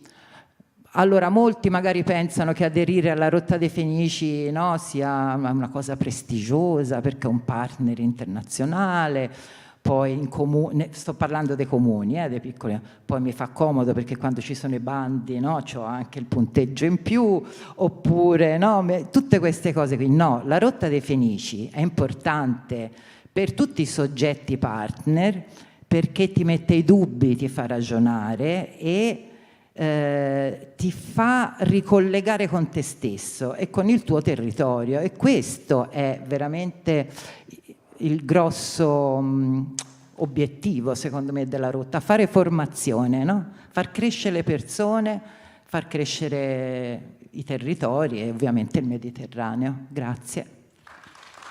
Mentre invito Betty a recarsi al podio per presentare il caso di Carlo Forte, state vedendo come c'è una soluzione di problemi tecnici che sono legati ai professionisti. Vedi il caso della subacquea, ma ci sono altri settori su cui è importante questo tipo di dialogo, ma vuol dire anche aprire un momento di riflessione interessato e interessante per i territori che già hanno sperimentato queste attività, territori come Carloforte che ha aderito sin dal 2008 alla Rotta dei Fenici. La Sardegna a quell'epoca, grazie all'intervento della Regione, aveva ben 16 comuni coinvolti. Poi noi paghiamo sempre i cambi di governo. Quando ci sono i cambi di governo c'è l'abbattimento totale di tutte le progettualità, si azzera tutto. Ora, grazie al lavoro della Fondazione Monteprama, ringrazio con l'occasione il Presidente per l'opportunità di essere qui oggi, ma non solo, sono tanti gli eventi su cui la Fondazione Monteprama ha dato un contributo notevole. Non ultimo, la prossima settimana saremo a Cabras per celebrare i 20 anni della Rotta dei Fenici. L'Assemblea internazionale si tiene in Sardegna. Quindi questo è un risultato prestigioso dovuto in gran parte alla Fondazione Monteprama, alla Regione Sardegna e al Comune di Cabras, ma allo stesso tempo Carlo Forte, rientrando nella Rotta dei Fenici, chiede di poter partire con questa attività sul territorio. Lunedì siamo a Carloforte a incontrare gli operatori per cominciare questo processo di costruzione. Ma che cosa ha Carloforte da mettere in gioco? Allora, vi porto a Carloforte. Possiamo partire con le immagini. Innanzitutto vi saluto, buonasera a tutte e a tutti. Ed è veramente un piacere essere qui oggi. Vi porto il saluto della mia comunità, Carloforte, che è un piccolo borgo della Sardegna sud-occidentale, unico comune dell'isola di San Pietro, Enosim o Inosim, come la chiamavano i Fenici. Ringrazio vivamente per l'invito fattomi e per questi 3 giorni che ha saputo condurci in questo viaggio straordinario tra archeologia, storia e scienza. Il comune di Carloforte, come diceva Antonio Barone, ha rinnovato recentemente la propria adesione alla Rotta dei Fenici. E perché? Perché non solo ne condividiamo gli obiettivi, ma crediamo fermamente nella promozione dell'interculturalità mediterranea attraverso lo sviluppo di progetti di cooperazione culturale, economica e turistica. In questo intervento sottolineo 2 aspetti che, secondo me, possono essere un filo conduttore della relazione tra la civiltà dei Fenici e il mio territorio, il territorio che rappresento. L'essere stati, l'essere ancora, crocevia di popoli e pescatori di tonno rosso. L'isola di San Pietro, infatti, è rappresentata e rappresentabile come un punto d'incontro tra genti diverse, sia dall'antichità ma anche recentemente, perché dopo il 1738, anno dell'insediamento tabarchino sull'isola di San Pietro, ha preso forma una vera e propria colonizzazione multiculturale che è proseguita fino al 1800.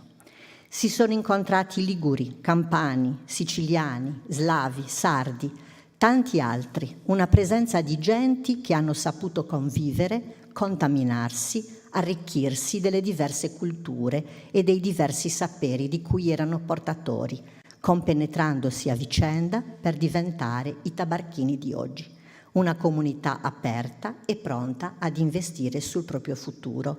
Quindi, secondo me, questi sono proprio gli obiettivi che si pone la Rotta dei Fenici e quindi da questo punto di vista noi ci sentiamo assolutamente dentro agli obiettivi.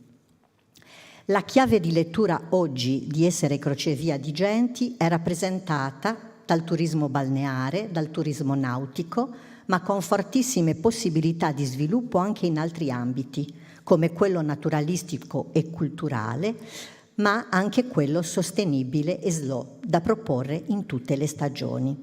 Da questa prospettiva siamo sicuri di poter offrire possibilità e potenzialità ampie, sia in termini qualitativi che quantitativi, sia di offerta che sia di ricettività. Sull'isola è possibile effettuare immersioni, escursioni in barca, trekking, percorsi culturali ed enogastronomici. Anche la nostra cucina, per esempio il cascà, il tonno in tutte le sue varianti, rappresentano proprio il connubio, il crocevia di tutti questi popoli che si sono susseguiti. Tra i Carugi di Carloforte, inoltre, è possibile ascoltare la parlata tabarchina, che è una variante ligure, e risulta una tra le peculiarità sarde il tabarchino, insieme al gallurese, insieme al sassarese e insieme al gallurese, sassarese, il catalano, viene riconosciuta dalle legge 26, la legge regionale 26, come una delle lingue minoritarie che vengono parlate in Sardegna. Quindi, proprio per questo motivo, a Carloforte c'è il polo linguistico e c'è anche uno sportello dove appunto si può imparare a parlare e a scrivere il tabarchino. Quindi ci sono tanti aspetti. Poi il legame della nostra storia con i Fenici è quello che riguarda appunto il tonno, come abbiamo detto. E la pesca del tonno veniva praticata sin dall'antichità nel Mediterraneo e sicuramente dai Fenici. Non siamo sicuri con quale tecnica, ma ci sono evidenze archeologiche che lo testimoniano. Gli storici parlano addirittura di un rapporto simbiotico tra Fenici e tonno. Ipotizzano addirittura che la loro formidabile capacità di navigazione si sia sviluppata anche in conseguenza della necessità di seguire i branchi in migrazione genetica. Quindi gli storici ci dicono anche che la pesca del tonno con rete fissa da terra è presente lungo le coste sarde dal 1500 e sull'isola di San Pietro almeno dal 1630. Oggi questa sua complessa tecnica tradizionale è praticata ancora in pochi luoghi del Mediterraneo. Uno di questi è proprio l'isola di San Pietro. Il Mediterraneo, secondo me, non è soltanto un'espressione geografica, uno spazio circoscritto fra terre diverse, di continenti diversi. Il Mediterraneo per me è un luogo che sa essere passato e futuro, speranza e illusione, sofferenza e progetto. I popoli che nel tempo hanno incontrato le sue sponde si sono ritrovati a condividere le stesse rotte, a scambiarsi diversi saperi, diversi prodotti, a fronteggiare nemici comuni, ma anche a dialogare in nome della prosperità e del benessere. Hanno dato vita ad un eccezionale patrimonio archeologico, antropologico, economico, sociale, che sta alla base della nostra cultura. Quindi oggi il nostro compito è quello di contribuire insieme a valorizzare gli aspetti più rilevanti e significativi di questo patrimonio, promuovendo processi che sappiano mettere al centro le peculiarità dei nostri territori, però all'interno di una rete in cui tutti siamo complementari e necessari gli uni agli altri. Ed è per questo che Carlo Forte ha deciso di essere qui e di aderire alla rotta dei Fenici. Ringraziamo Betty per questo prezioso contributo che dà un po' il taglio di quello che si può fare. Naturalmente il confronto internazionale facilita le attività, le proposte, le nuove progettualità. Non è un caso che i partner durante gli incontri internazionali avviano poi dei rapporti diretti per sviluppare nuove iniziative e strategie. Quindi abbiamo cercato di darvi un taglio di quello che è un itinerario culturale in una visione diversa, perché il mondo ha bisogno di nuovi modelli e la Rotta dei Fenici e gli itinerari del Consiglio Europa sono uno di questi. Grazie.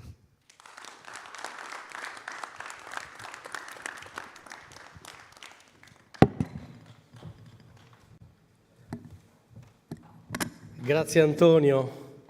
Grazie ai partecipanti a questo importante panel dove abbiamo ascoltato diverse anime, diversi punti di confronto tra quelle che possono essere anche le basi elementari di una collaborazione, di una sinergia, di un'azione comune che investe, come abbiamo visto, pressoché tutto il bacino del Mediterraneo. Bene. Siamo in chiusura e non potevamo che chiudere così.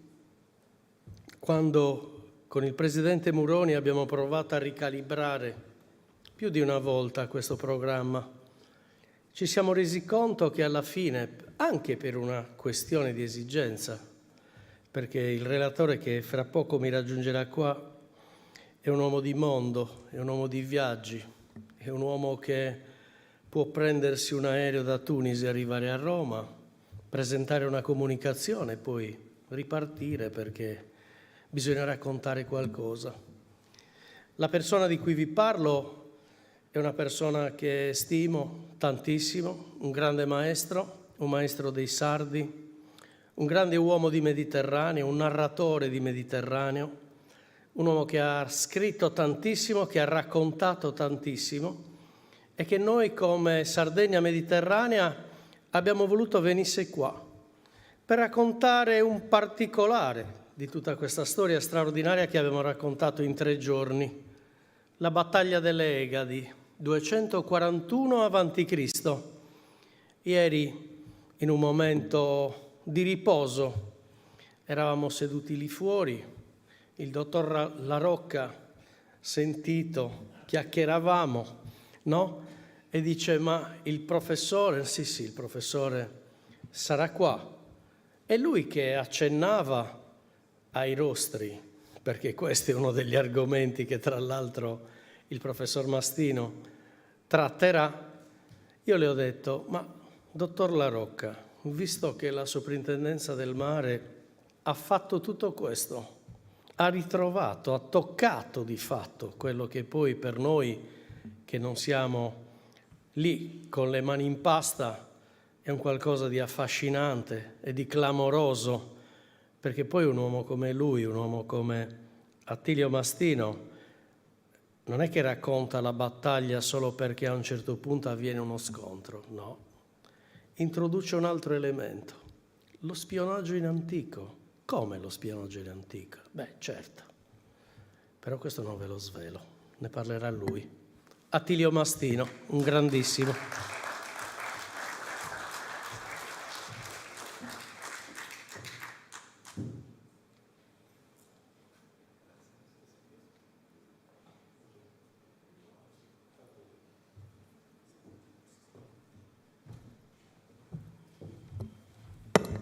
Beh, lasciatevi dire l'emozione di essere qui a Cagliari a parlare delle cose che amiamo con tanti amici.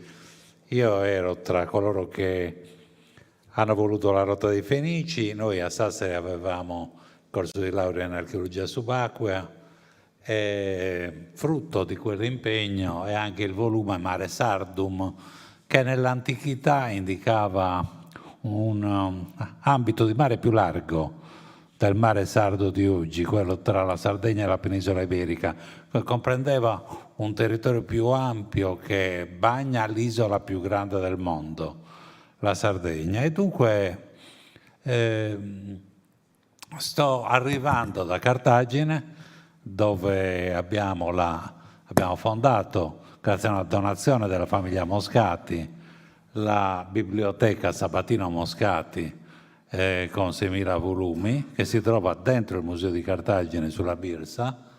Questi sono i locali vicino alla tomba di al cenotafio di San Luigi dei Francesi. Questa è la biblioteca che è stata schedata per SBN dalla Biblioteca Universitaria di Sassari.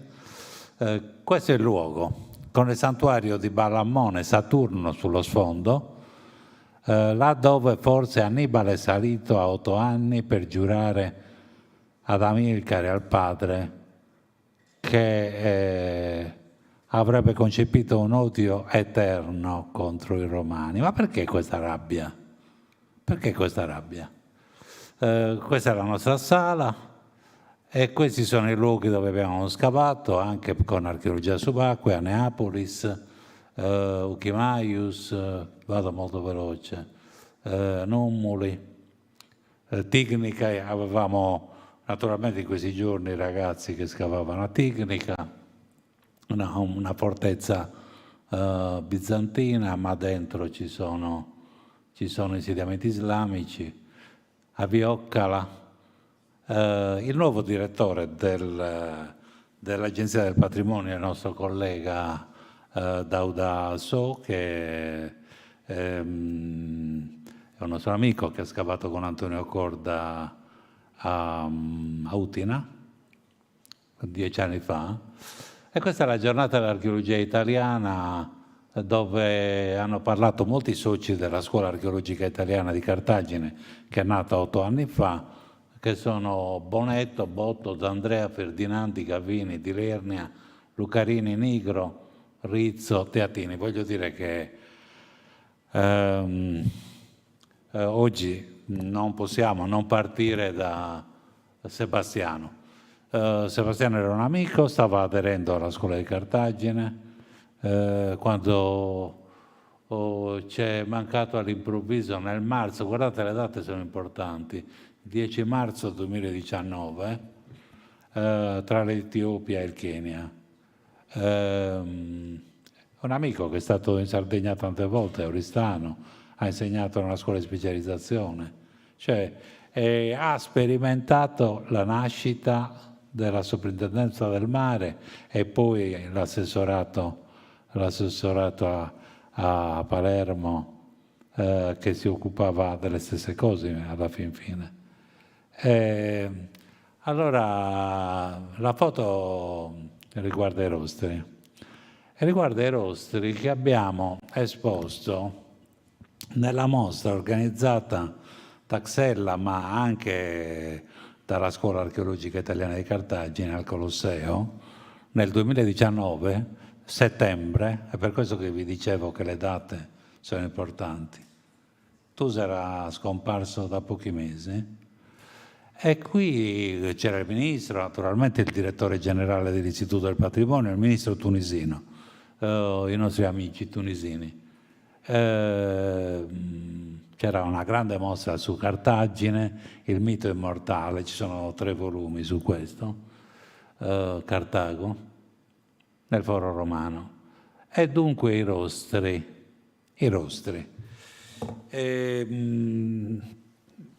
Innanzitutto i rostri, sarò breve, guardate, ci sono 1000 cose da dire. Naturalmente io non sono un archeologo subacqueo, quindi userò soprattutto le fonti.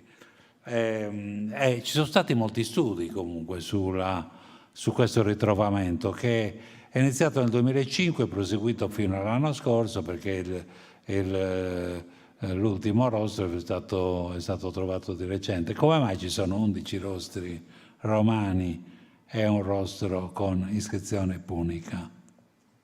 Secondo la tradizione la battaglia è stata vinta, poi vi darò i numeri, è stata vinta dai Romani. Nel 241 la battaglia è stata vinta dai Romani. La battaglia navale al largo delle isole Egadi è stata vinta dai Romani, quindi tra Trapani e Libeo. Allora, descrizione del rostro. Seguo Arata. Tutti i rostri in bronzo riproducono con alcune differenze formali e dimensionali il peso, lo sapete, circa 130 kg l'uno. Naturalmente davanti alla rocca io mi sento disarmato, ma insomma un analogo modello, quindi stiamo parlando di fusione a freddo, un analogo modello costituito da uno sperone a 3 lame orizzontali sovrapposte che dovevano sfondare la chiglia della nave, l'opera viva della nave. 3 lame orizzontali sovrapposte, rinforzate da un puntello verticale rompitratta, impostato su una placca di fondo generalmente convessa e irrobustito superiormente da un cuneo tagliamare a profilo squadrato. Quindi questa è la descrizione fatta dagli archeologi. Il rostro risulta cavo all'interno, fungendo da guaina di protezione dell'estremità dei legni di chiglia della prua, ovviamente, della nave, del dritto di prua e delle cinte basse della nave. Si adattava perfettamente a essi, solidariamente fissato con un numero variabile di chiodi in bronzo. Dunque, l'ipotesi che ci fosse un meccanismo per sganciare il rostro dopo che aveva sfondato la nave punica non esiste. Quindi perché il rostro è inchiodato alla nave e affondando il rostro si portava dietro anche la nave. La nave che aveva sfondato l'altra nave. Quindi se il rostro è affondata anche la nave nella cui prua si trovava il rostro. È un'osservazione importante questa, perché ci dice che probabilmente gli scavi subacquei hanno riguardato il fronte di attacco dei Romani, che hanno tentato di sfondare le chiglie delle navi cartaginesi, ma ci sono altri fronti dove probabilmente le navi cartaginesi sono affondate. Poi vi darò i numeri. Questo è il catalogo uno dei cataloghi della mostra e questa è un po' di bibliografia, soprattutto di Tusa, ma in realtà ci sono cose recentissime fatte anche dai nostri amici della Laura Chioffi e Mikko Kaijava, Simon Orma dell'Accademia Finlandese di Roma. Sono delle pubblicazioni splendide sui rostri. Questi sono i rostri. La cosa che ha impressionato a Roma, questa è l'impressione che ho avuto io, nessuno l'ha detto, ma la cosa che ha impressionato a Roma è che nelle stesse vetrine c'erano i rostri romani e un rostro cartaginese, ma sono uguali.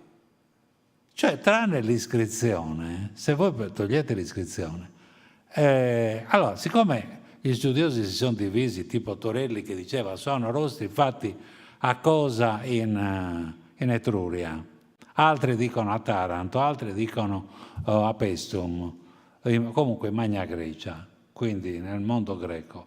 Che ci sia un qualche rilievo del mondo greco è evidente. Vi ricordate che a scuola abbiamo sempre studiato che i romani hanno inventato due cose, avrebbero inventato due cose. Da un lato i rostri e dall'altro il corvo, cioè questo ponte mobile, che poi vi farò vedere qualche immagine, che veniva gettato sulla prua della nave nemica. Guardate, questo è il rostro, uno degli ultimi rinvenuti. Uno degli ultimi rinvenuti.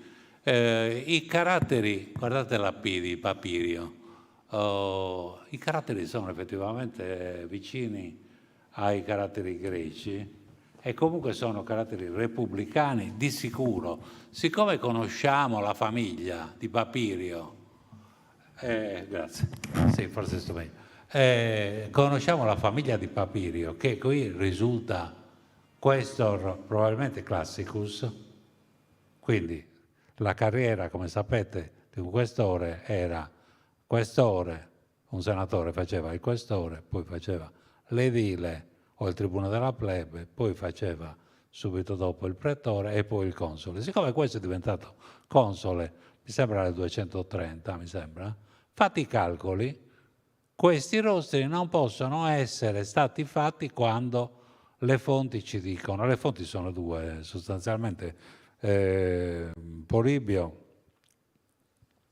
Tito Livio e Diodoro Siculo, il 24esimo in particolare di Diodoro Siculo, il primo di Tito Livio, ma soprattutto Polibio, quindi sono tre le fonti.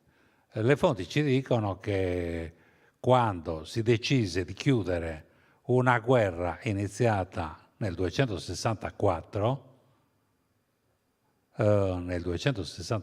di chiuderla nel 241, si decise di espropriare metà delle foreste del Bruzio, della Calabria, e di costruire delle navi a razzo. E quindi le navi sono state costruite a Reggio o comunque nella costa del Bruzio, con tutta probabilità. Questi rostri sembrerebbero più antichi, perché questo giovane questore, se ha seguito la carriera di un senatore, non può essere stato questore dopo il 244. Quindi questa nave è stata fatta un po' prima del 244, sto riferendo delle ipotesi fatte dagli studiosi.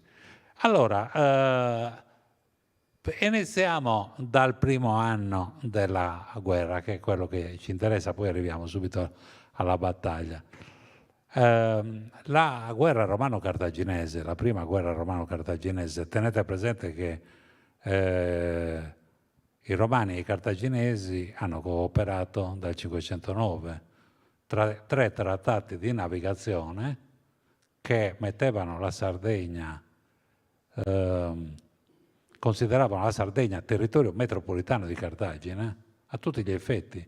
E io ho letto stamattina delle pagine c'era il premio a Roma, a Villa Giulia, il premio Sabatino Moscati, il secondo premio Sabatino Moscati. Ho letto delle pagine di Moscati, secondo il quale, visto che oggi avete parlato, Barone, della rotta dei Fenici, Moscati diceva che è molto strano, ma i cartaginesi non consideravano la Sardegna una colonia, la consideravano madrepatria. Qui dobbiamo pensare che le miniere della Sardegna magari appartenevano ad Amilcare o alla sua famiglia o a persone della sua famiglia. Allora, quando scoppia la guerra non inizia in Sicilia. Non so se l'avete messo a fuoco questo problema, inizia in Sardegna, perché nel 264 i cartaginesi, nella punta più estrema della Sardegna, Olbia,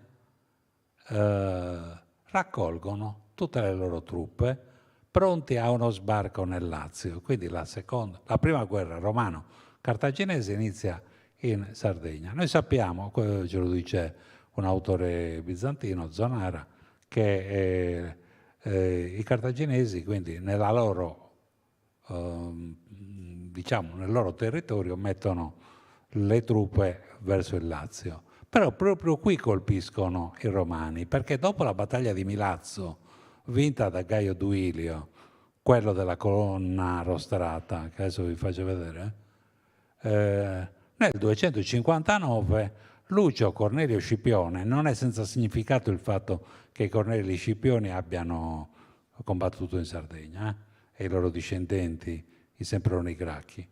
E allora Lucio Cornelio Scipione ha preso Aleria in Corsica, che era una città originariamente greca, e poi ha attaccato a tradimento Olbia con un sotterfugio, uccidendo Annone. E a Olbia i cartaginesi celebrano i funerali solenni per Annone. Siamo nel 259 e Lucio Cornelio Scipione celebra il suo trionfo l'11 marzo del 258.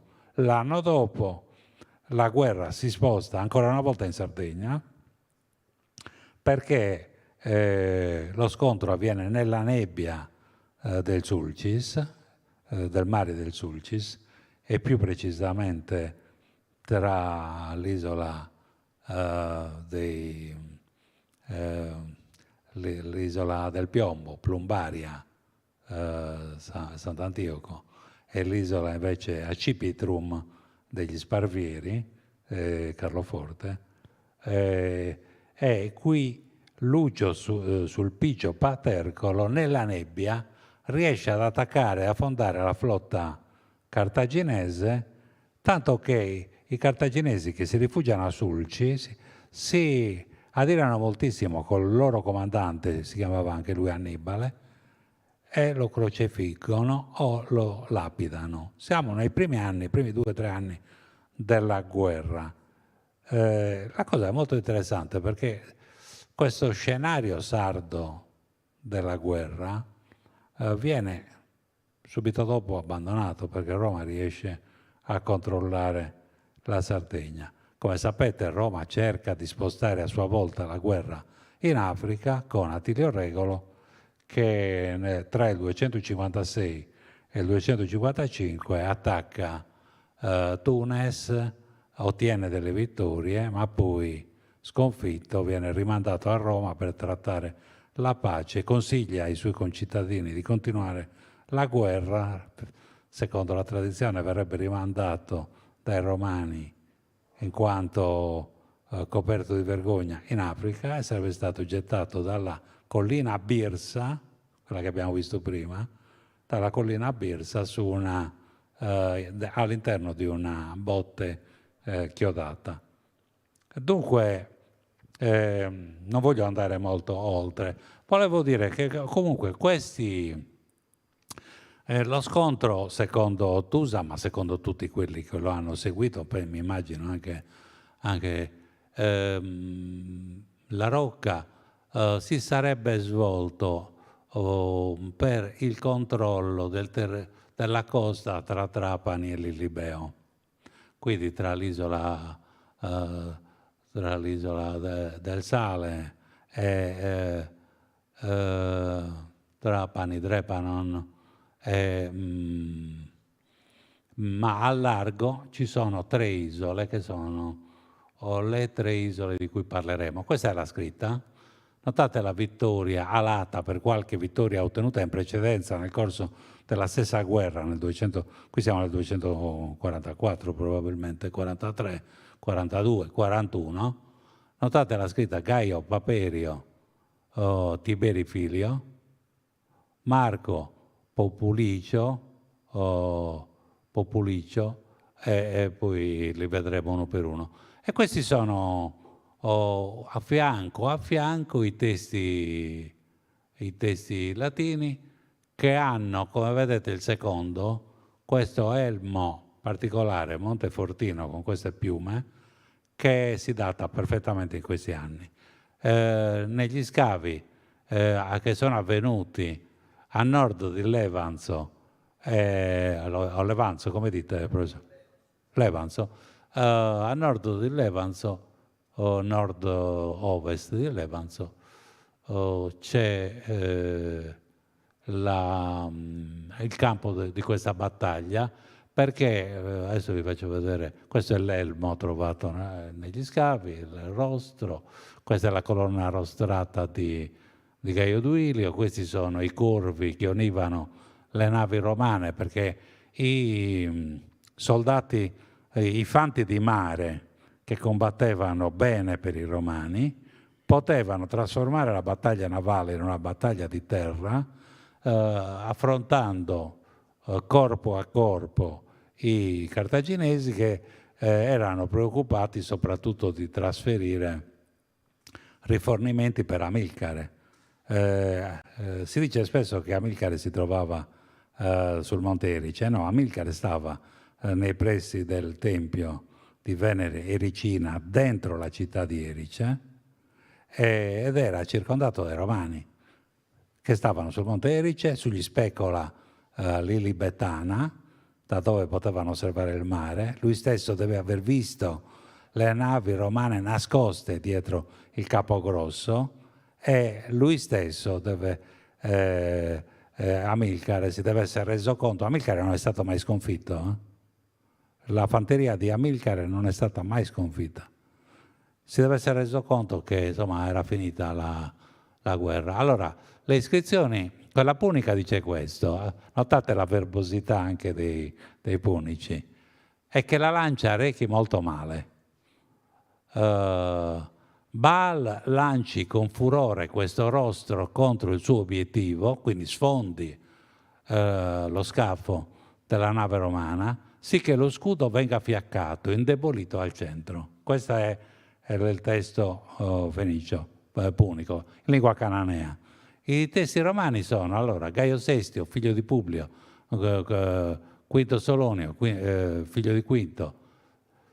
Qui c'è tutta una storia che vi risparmio su questa abbreviazione.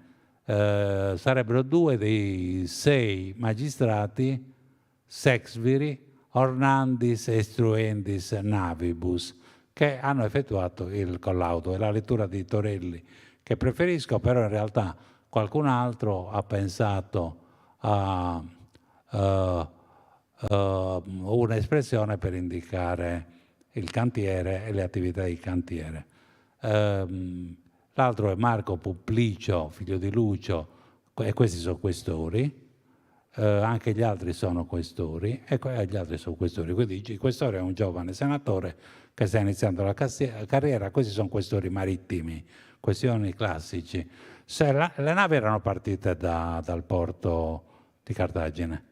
Il porto di Cartagine è molto interessante perché chi ha progettato Cartagine ha pensato alla strategia militare, nel senso che, come vedete, i 2 porti, sia quello circolare militare, sia quello con l'isola dell'ammiragliato al centro, dove ci sono ancora gli scivoli per portare in secco le navi, e l'altro porto, quello rettangolare, che è un porto commerciale, sono inseriti dentro le mura della città di Cartagine. Dunque l'urbanistica, le mura sono enormi, notate che ci dormivano all'interno gli elefanti, sono in parte conservate, scavate dall'equipe tedesca di Racob. Allora, l'urbanistica piegata alla strategia militare. La città di Cartagine costruita come se fosse una fortezza o una nave addirittura ancorata al largo del continente africano, pronta ad attaccare l'altra riva del Mediterraneo. Ditemi quando volete che finisca. Naturalmente chi veniva affondato, sto rubando le immagini, mi scuserete, le navi che venivano affondate avevano i soldati con l'elmo Montefortino, che doveva essere pesante, quindi se lo dovevano togliere oppure affondavano anche loro. E la nave aveva il rostro, questa potrebbe essere una nave punica che aveva ugualmente il rostro, quindi non è vero che è un'innovazione romana, è un'innovazione forse greca che hanno preso sia i romani che i cartaginesi. E questo è l'Atlante di Talbert. Io ho fatto la pagina con Dyson, ho fatto il revisore dell'Atlante di Talbert per la Sardegna. Allora, l'Atlante, ho visto che hanno usato questo Atlante per alcune cose. Come vedete, l'Ilibeo è a sud di Trapani e a largo ci sono 3 isole: l'isola sacra, Hierà, l'isola Forbanzia e l'isola Aigussa. Allora, prendiamo i nomi. Aigussa è da ex Aigos, l'isola delle capre.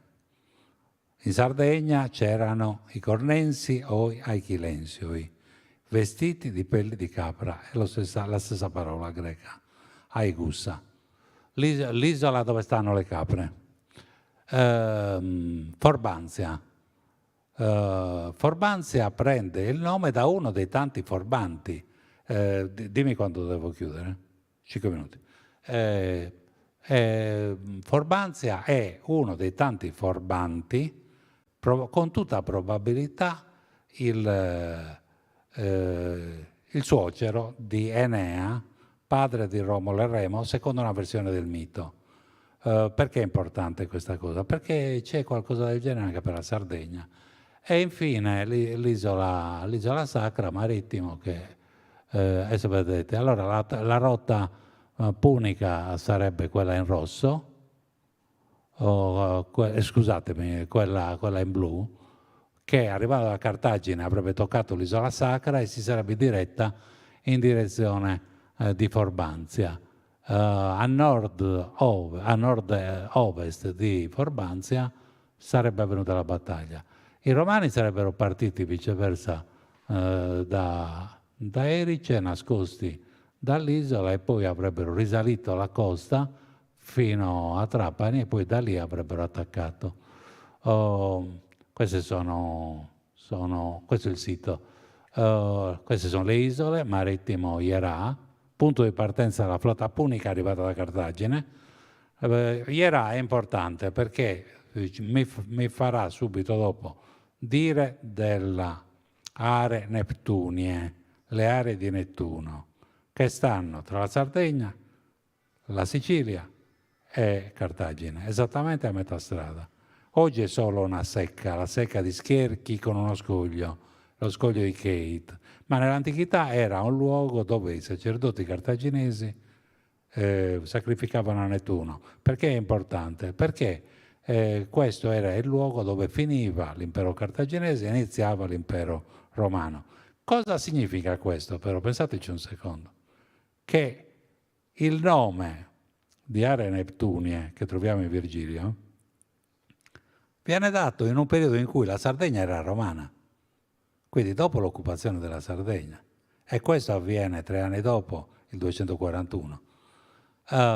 Questa è l'Evanzo con Forbanzia. La flotta romana si nasconde dietro Capogrosso. Questa è invece Favignana, il comune attualmente che raggruppa le 3 isole, dove non sarebbe avvenuto nulla, e come vedete tra la Sardegna, la Sicilia e Cartagine c'è una rotta tradizionale percorsa anche successivamente dalla flotta che viene in soccorso nel Bellum Sardum nel corso della seconda guerra punica dell'alleato di Annibale, Amsicora, una rotta, scusate, che tocca i porti occidentali della Sardegna, così esattamente come ha fatto Cesare nel 46 a.C. Virgilio racconta questi fatti, non sto a leggervi il testo, ma proprio all'inizio dell'Eneide racconta del naufragio. Il naufragio è avvenuto nelle isole Neptunie, nelle aree Neptunie, vi ricordate l'isola Sacra vicino?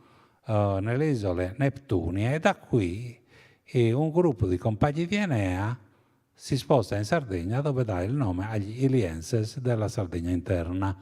Allora vi faccio vedere, qui siamo al Bardo, dove c'è stato, esattamente dove c'è stato l'attentato, l'altare di Roma e di Augusto, la corte di Done, Enea, il viaggio di Enea, come vedete, alle aree Neptunie, lo vedete là, una parte delle navi di Enea vanno verso Cartagine, una parte viceversa toccano la Sardegna e danno il nome al popolo del margine Goceano sul Tirso, al confine con i Norritani. Il porto di Cartagine, la Birsa, Cartagine oggi, con i laghi che si restringono sempre di più, i porti di Cartagine, le terme di Antonino, qui siamo in epoca successiva, Amsicora, scusatemi, Amilcare decide di prendere il figlio e di portarlo a giurare nel Tempio di Saturno, e Annibale giura odio eterno nei confronti dei Romani, forse nel santuario di Balammone, Saturno, che chiude il golfo di Cartagine. Cosa succede? Succede che hanno perso prima la Sicilia e subito dopo, 3 anni dopo, la Sardegna. Dice Polibio, un'isola fertile, ricca di miniere, senza nessun motivo, viene occupata dai Romani solo perché chiamati dai mercenari cartaginesi. Quindi i Romani occupano la Sardegna ma senza essere stati provocati. Quindi è un territorio metropolitano di Cartagine, la Sardegna. E allora Amilcare decide a questo punto di andare a Bocca di Miniera, a Cartago Nova, a Cartagena, dove costruisce la nuova Cartagine. Questo era il naufragio. Questo è il Golfo di Tunisi con il banco di Scherchi, lo vedete raffigurato, le Egadi e l'altro banco. Questa è una foto del banco di Scherchi, sono pochi, col mare agitato sono visibili. Mentre c'è una confusione con le aree Philenorum, che sono delle, secondo un interprete di Virgilio, sarebbero nel fondo della grande Sirte. E gli Iolei Ilienses sono tra i popoli della Sardegna interna. Io mi rendo conto che sto approfittando, quindi mi fermerei qua davvero, anche se ci sarebbe molto altro da dire. Volevo dire che comunque la triangolazione tra Erice, rappresentata dalla Venere di Erice, venerata qui a Sant'Elia a Cagliari, la Venere Ericina, Eracle, venerato a Erice e più precisamente a Capoboeo, o ancora più al sud, a Capoboeo, si chiama Ercole di Nora, Nouritano. Il nome di Nora è legato ai nuraghi. L'Ercole di Nora viene venerato in Sicilia e in Sardegna. La Venere Ericina viene venerata a Cartagine, in Sicilia e in Sardegna. C'è un triangolo, c'è una rotta cartaginese che prosegue. È una storia molto lunga, veramente io sono felicissimo di avervi potuto incuriosire e ringrazio davvero gli organizzatori per questa occasione. Grazie.